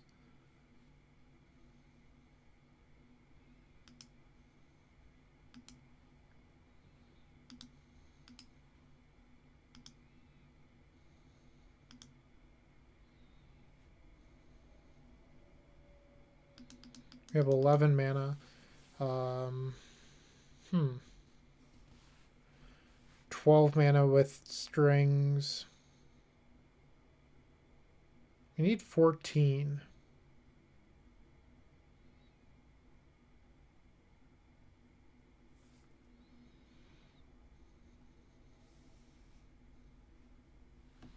I mean, we could put Ugin into play. It's just like, is that what we want to do?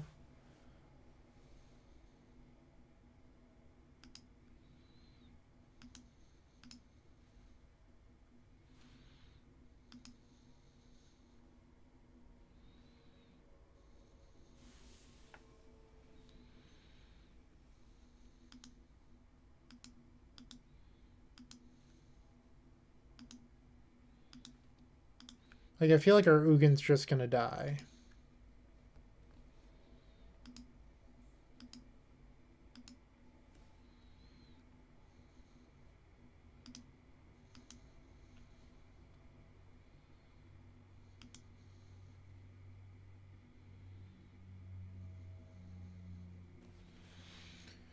We could just get Approach.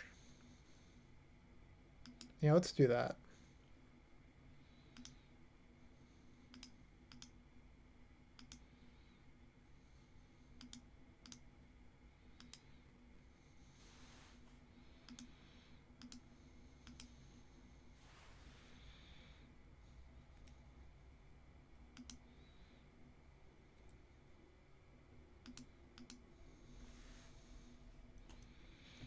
I think I like this line the most.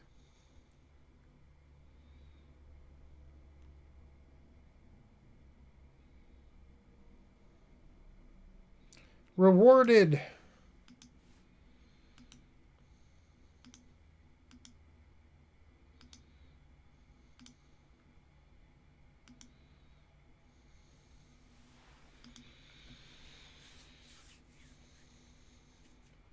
We have the same number of mana in play as we have cards in deck.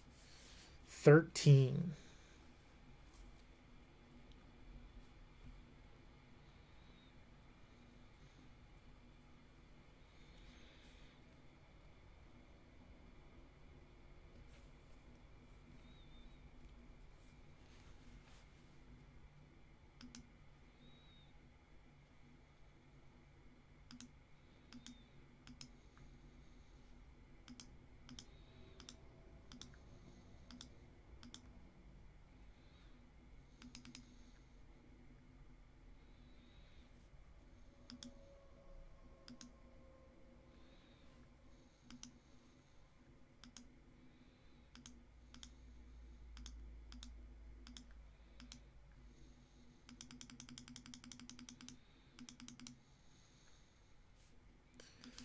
Game 1.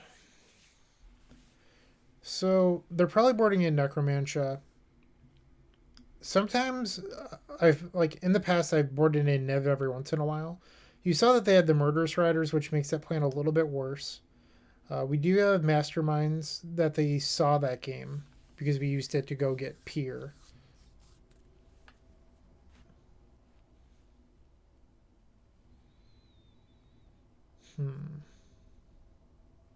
Also, Grazer's just a great blocker.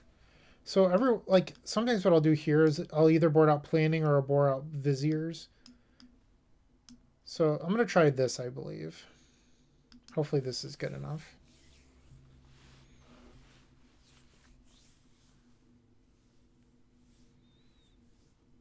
They kept 7.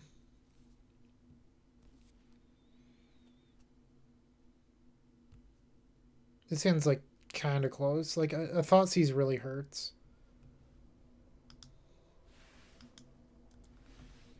We're up a game and we're on the draw. It's a little risky, I'm aware.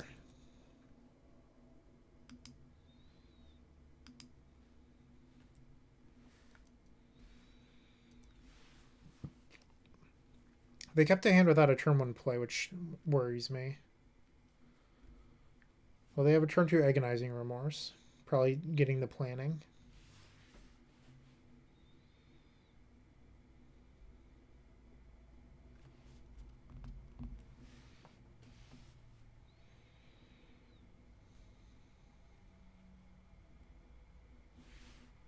Come on, Lotus.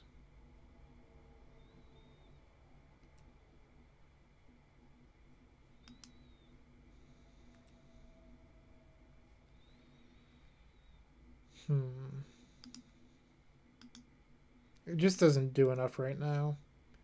Like, obviously you want stage, it's just, what is it doing? And if they necromancy us here, it does nothing.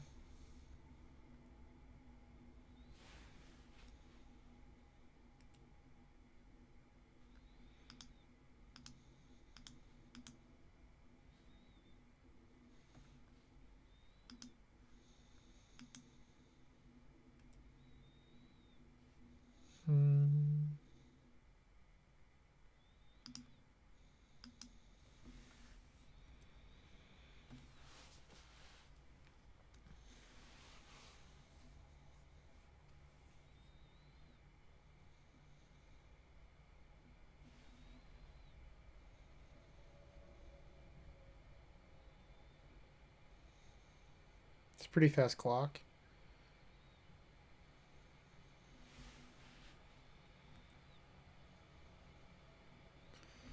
Niv, right on time. I'm going to cycle here.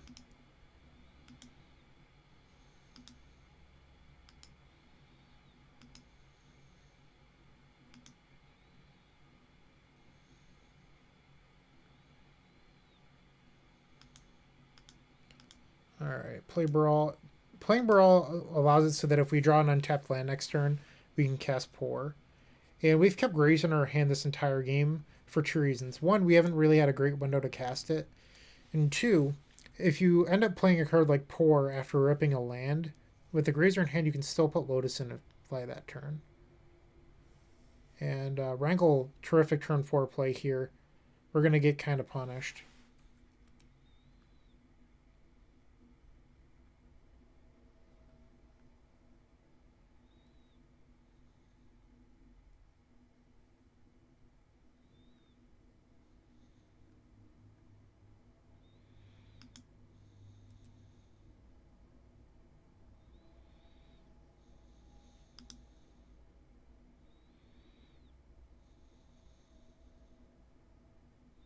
And I don't think we have any outs.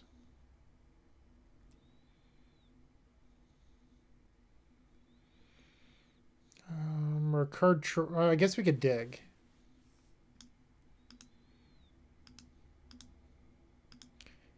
Dig, hit a green source, play Grazer. And I guess we're only going to 1 on their turn. We're not actually dead. So this is 5 and then an additional 4.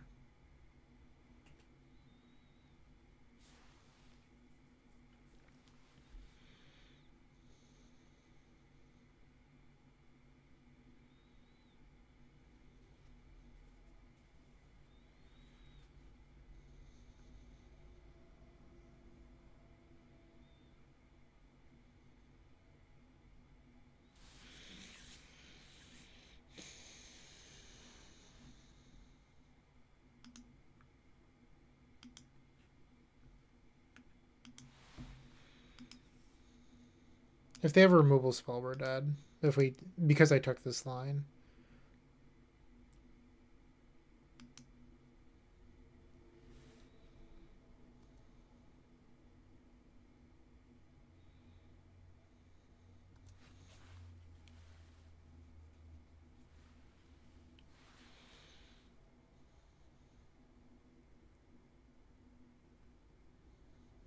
Yep.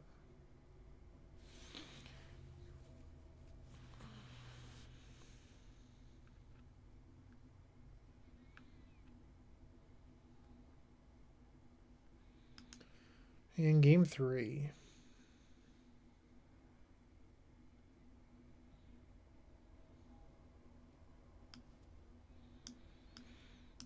I think I just want the Viziers. Especially after seeing that they kept in Murderous Rider. Just be better at doing what our deck does. This is a keep. Pretty good against discard. It's well balanced.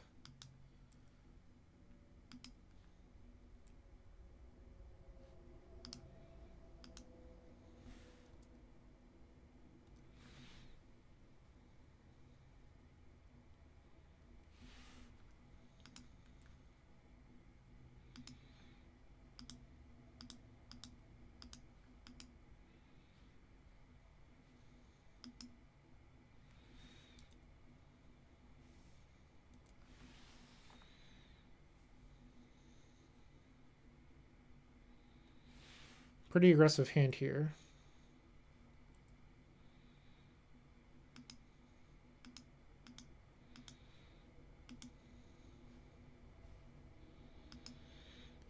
Could get Blast Zone with that, but I'd rather just focus on doing what we do best.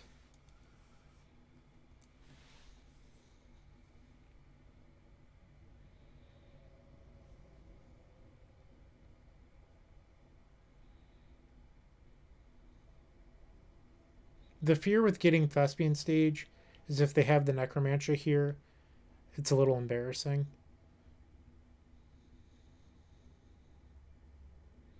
But they're just going to go balls to the wall aggro. So we're going to take 6 here. The Knight's going to get a counter.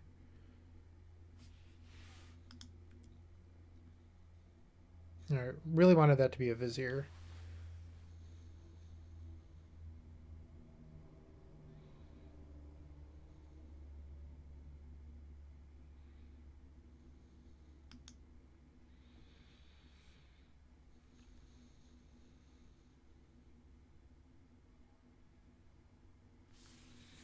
Just trying to think through our options. I think it's best to just pass.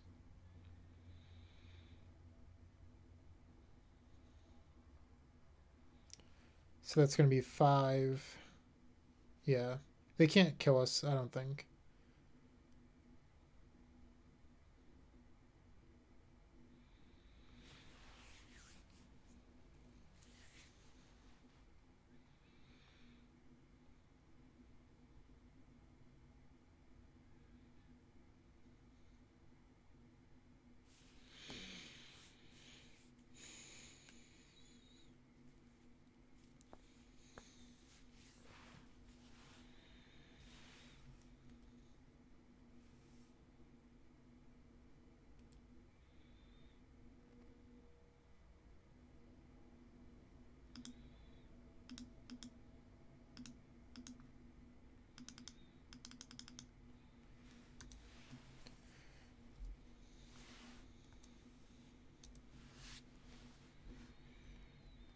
Alright, they're giving us a window here. No discard spells this entire game.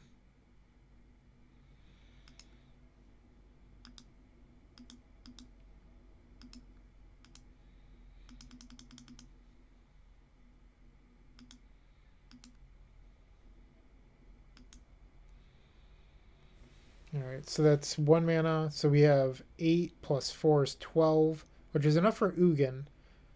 And then they could kill. We could minus Ugin for 1. They could play Mutavault, or attack with Mutavault. We go to 3.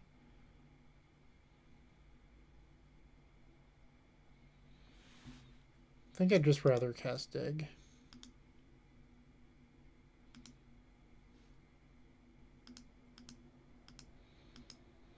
And I could cast Planning here instead of exiling the poor when we have Baal again in the graveyard, or when we have this in hand.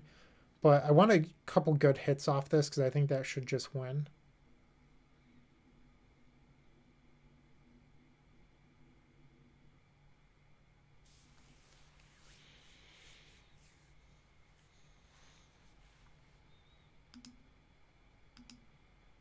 Not the worst.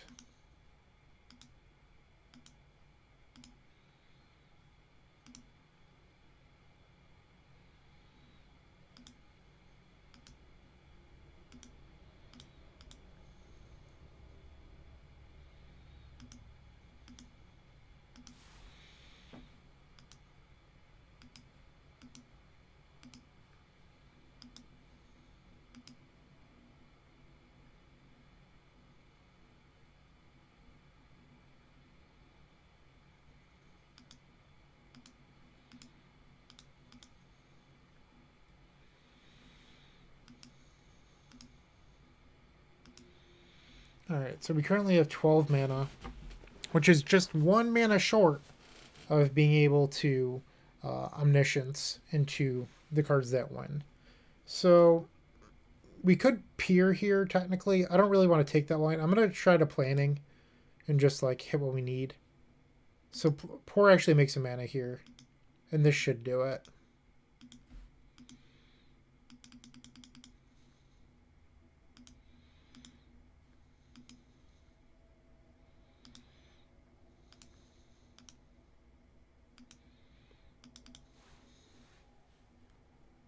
Omniscience.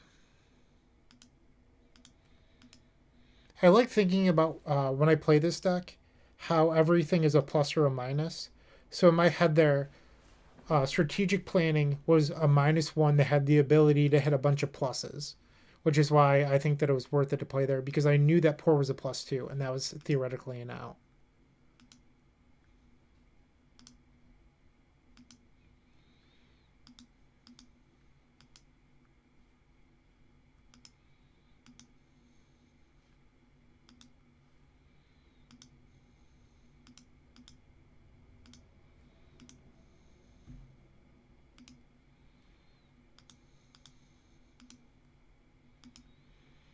Alright, and that should advance us to 3-1. Last match of the league coming up. Hopefully we can get it, finish strong with the 4-1. Be pretty awesome. Our only loss being someone who really, really wanted to beat our deck. And while we wait, why don't we look at the deck list again? So, 21 lands with the 21st being Blast Zone, and then 4 Baal again. So 25 essentially, which is what the list ran right before Baal again was printed. Some people like to run 20 or 22. I think 21 is kind of the sweet spot personally. Tormod's Crypt, we haven't faced Oops yet, but it's a pretty close matchup. Our turn 3 Tormod's Crypt is really huge. Shifting Ceratops, we didn't really get the matchups for this card, to be perfectly honest. Same thing with Niv. A lot of mid-range aggro in this league, but pretty happy with this. I could see adding Wilt back in as well if a lot of people start picking up Dampening Sphere. I don't know what I'd cut, to be perfectly honest. I think it might be 2 of these slots or the Ceratops. I love shifting Ceratops though. So I think if you want to play Wilt, you just accept being worse against Mono Red and only playing 2 sweepers. And once again, I did mention how in theory you could play a list with no phase or masterminds and just run like two main deck Pier, a main deck win condition, like a main deck approach, and then something else.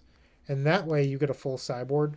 So you could run like four angers, for example, or whatever you want.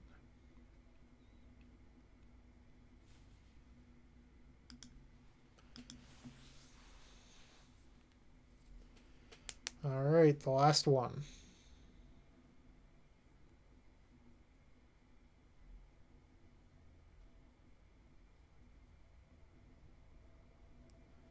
Lotus. I think that this is burning around the draw. Our hand's fine though, so I'm going to keep this.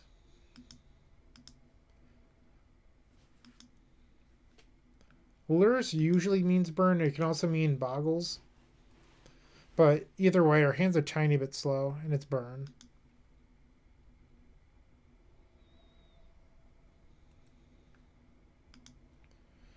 Alright, I would love to draw a green source off the top now, because that could really catch us back up.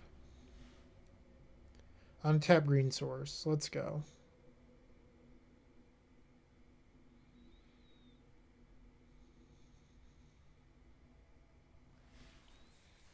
And if they're not pumping, that means an Eidolon's coming. So you almost want them to cast a spell, and they do. Untap green source. Yes! Hell yeah.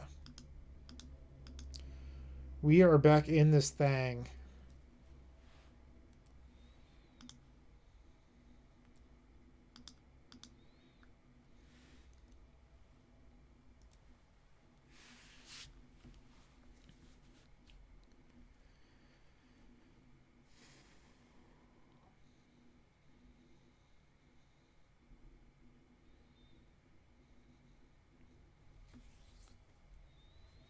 Alright, our opponent has 2 cards in hand. They're going to swing 4, putting us to 11. In theory, we could die. I don't think it's super likely, but it's possible.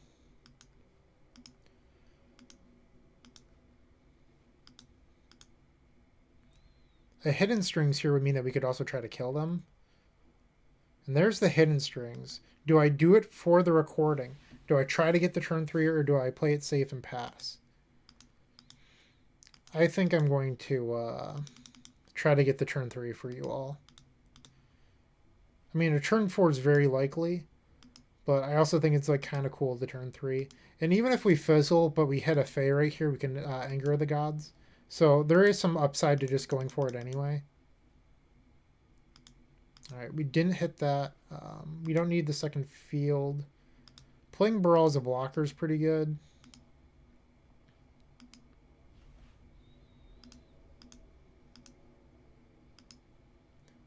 Nope, I did not want to click that.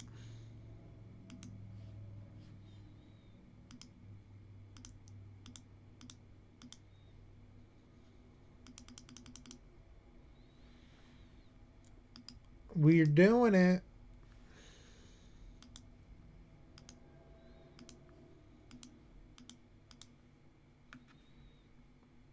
I think, I don't want to jinx it, but I'm feeling pretty comfortable right now.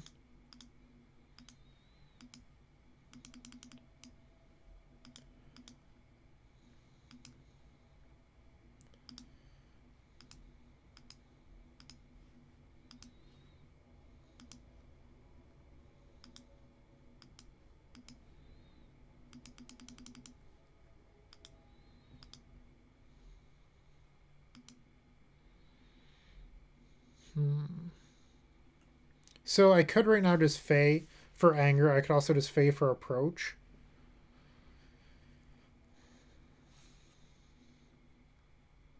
I feel like the approach line is the safest one. I know it doesn't win this turn though. And I said I was going to try to win this turn. Alright, we're going to go for it. Be a little reckless. If I was playing and not recording, I would have just approached there.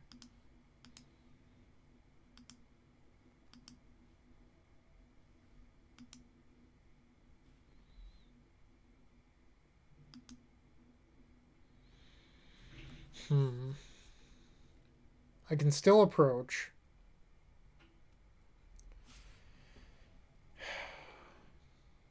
Yeah, I'm sorry. I'm gonna approach. I know it's the coward's line, but I think it's also the best one.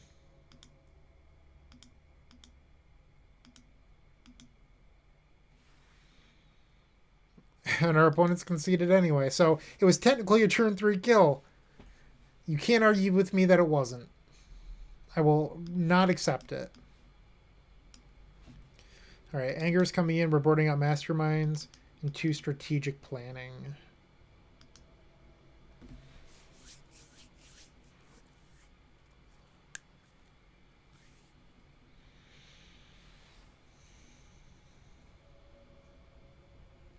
Reasonable hand.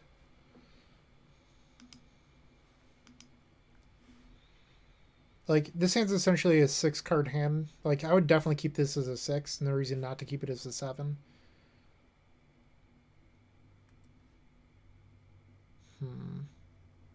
Alright, drawing the extra land. I'm going to play the Sanctum early. If we drew a spell there, I definitely was going to play the Balagad. But now I'm going to phase a blocker on turn 2.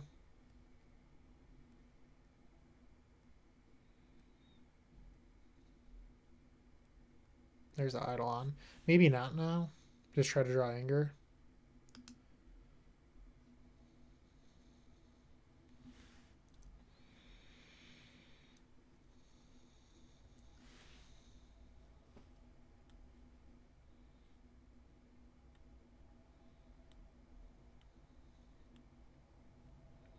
It's worth noting that if we can get to enough mana before we die, Fey into Storm's Wrath does not trigger Eidolon.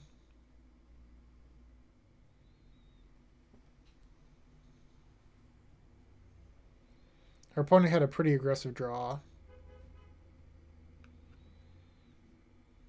No land. Okay.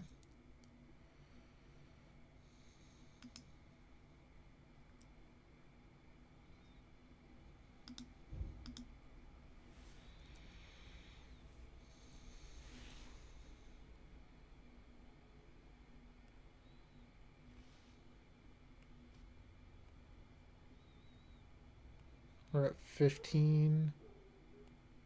13, taking 8. So we're going to 5. So we're probably dead here unless we draw anger. That's not going to do it. Now you see why I wanted to play more sweepers in the deck.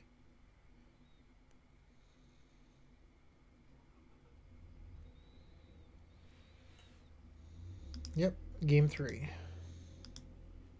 Our opponent stumbled and we still couldn't catch up. Okay.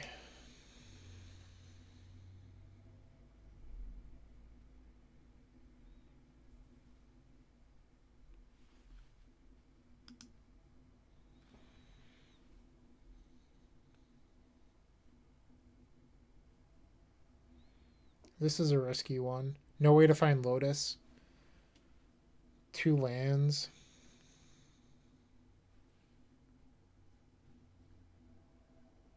I think it's just not good enough. Much better.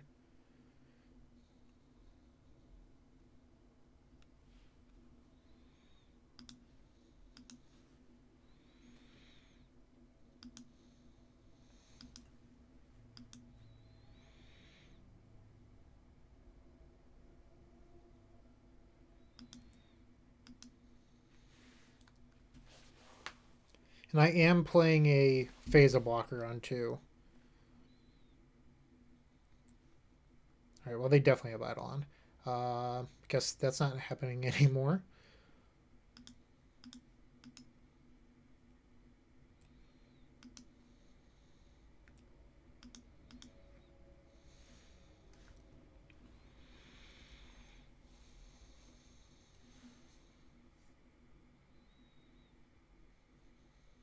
Yep. Alright, so what I'm going to do here is I'm going to cycle Vizier because it gives us enough mana to scrying for stage and copy all in one turn. It's not the end of the world sometimes to cycle this to help you facilitate something for the next turn instead. You don't always have to do everything in one turn.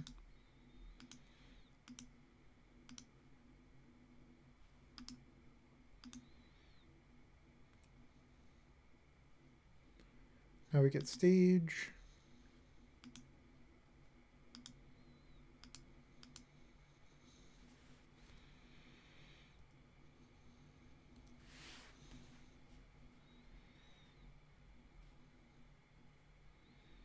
We don't have 8 mana for the Storm's Wrath line.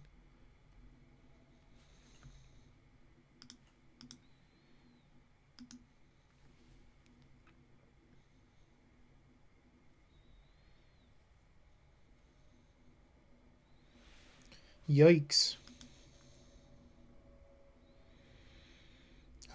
We do now.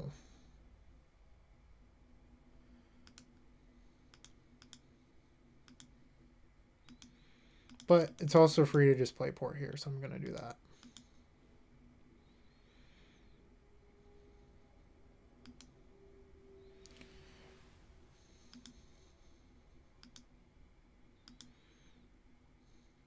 Wait, do I even need to? Hold on. I have 8 mana without wasting my strings.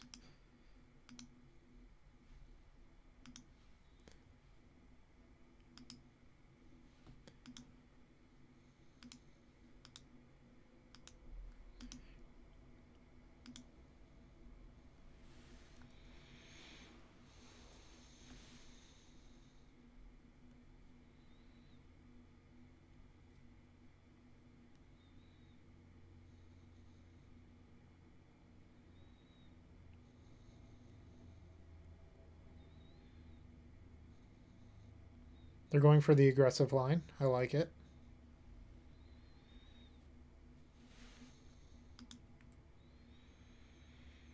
That was tough.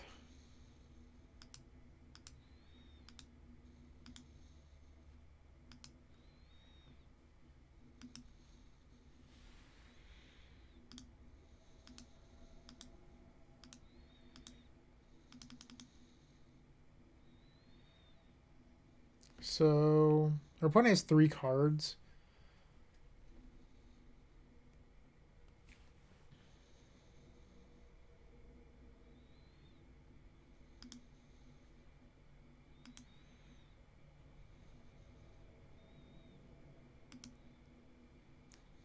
Take a slightly safer line and not try to do too much. This means that next turn I can Fey for approach.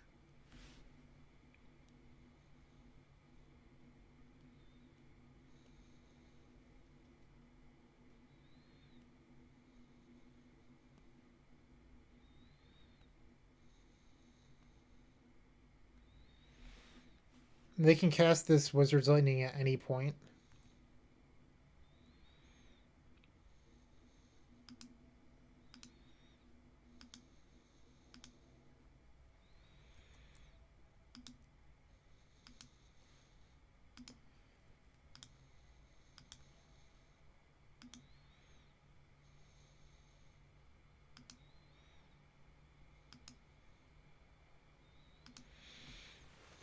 So I also, well, we can't peer here. Never mind. Peer would kill us.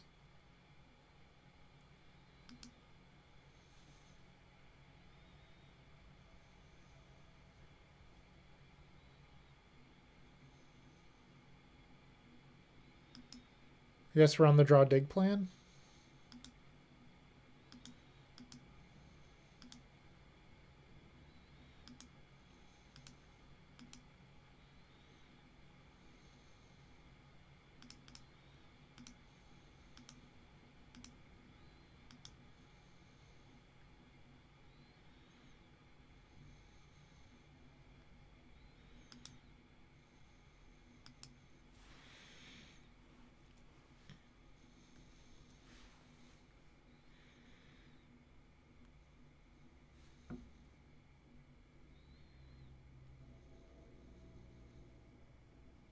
Getting back Luris.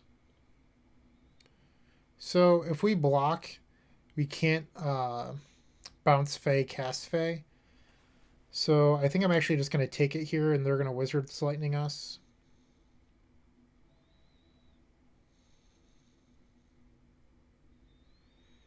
And now we take 4 going to 7. They have Lurrus and 2 unknowns. One of them's a tap land. So now they have Lurrus and 2 Eidolon next turn.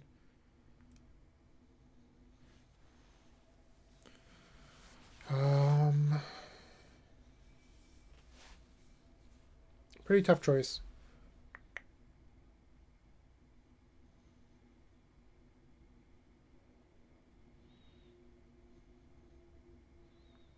Could also just try to play a bunch of blockers.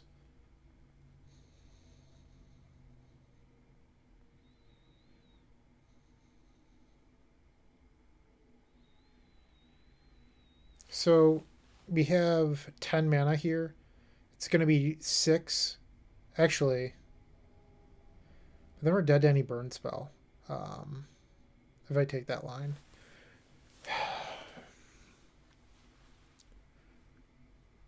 So something I could do is 10 mana here, bounce, cast Fey, go get Mastermind's Acquisition, just go get the approach and pray to live. But we're literally dead to anything that is a burn spell. We know that our opponent has a Lurrus and 1 unknown in hand.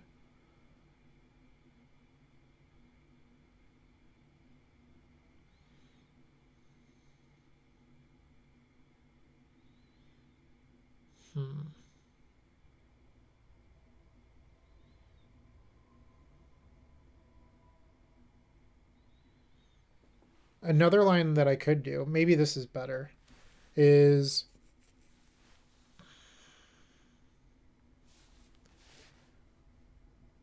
I could just go get the Masterminds and then not cast it, replay Fey as a blocker.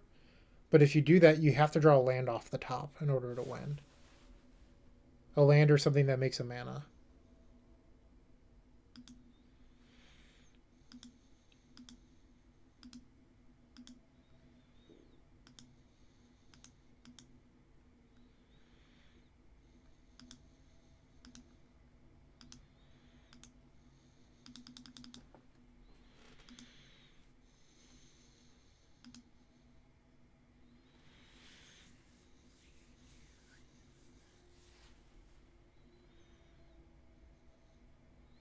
Could also just get planning. Maybe planning's the right pick here.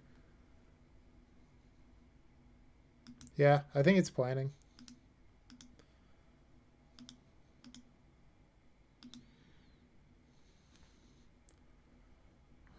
Vizier seems okay.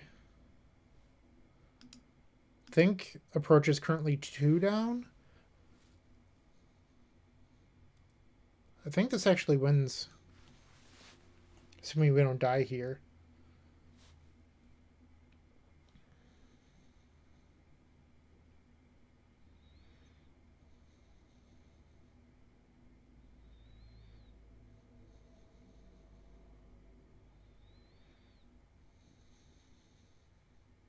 Yep.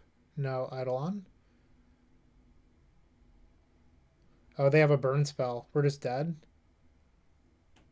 I don't know what's going on anymore. Alright, block there.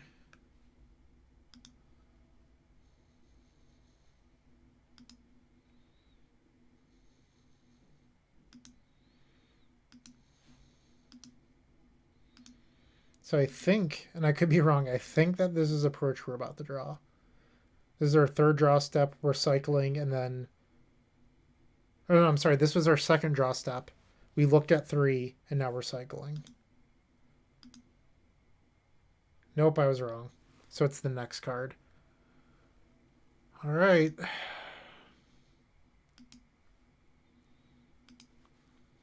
They have no cards in hand, so it's going to have to be a top deck in order to kill us.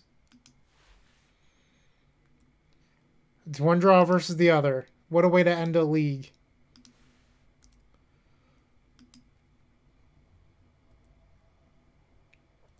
All right, what is it?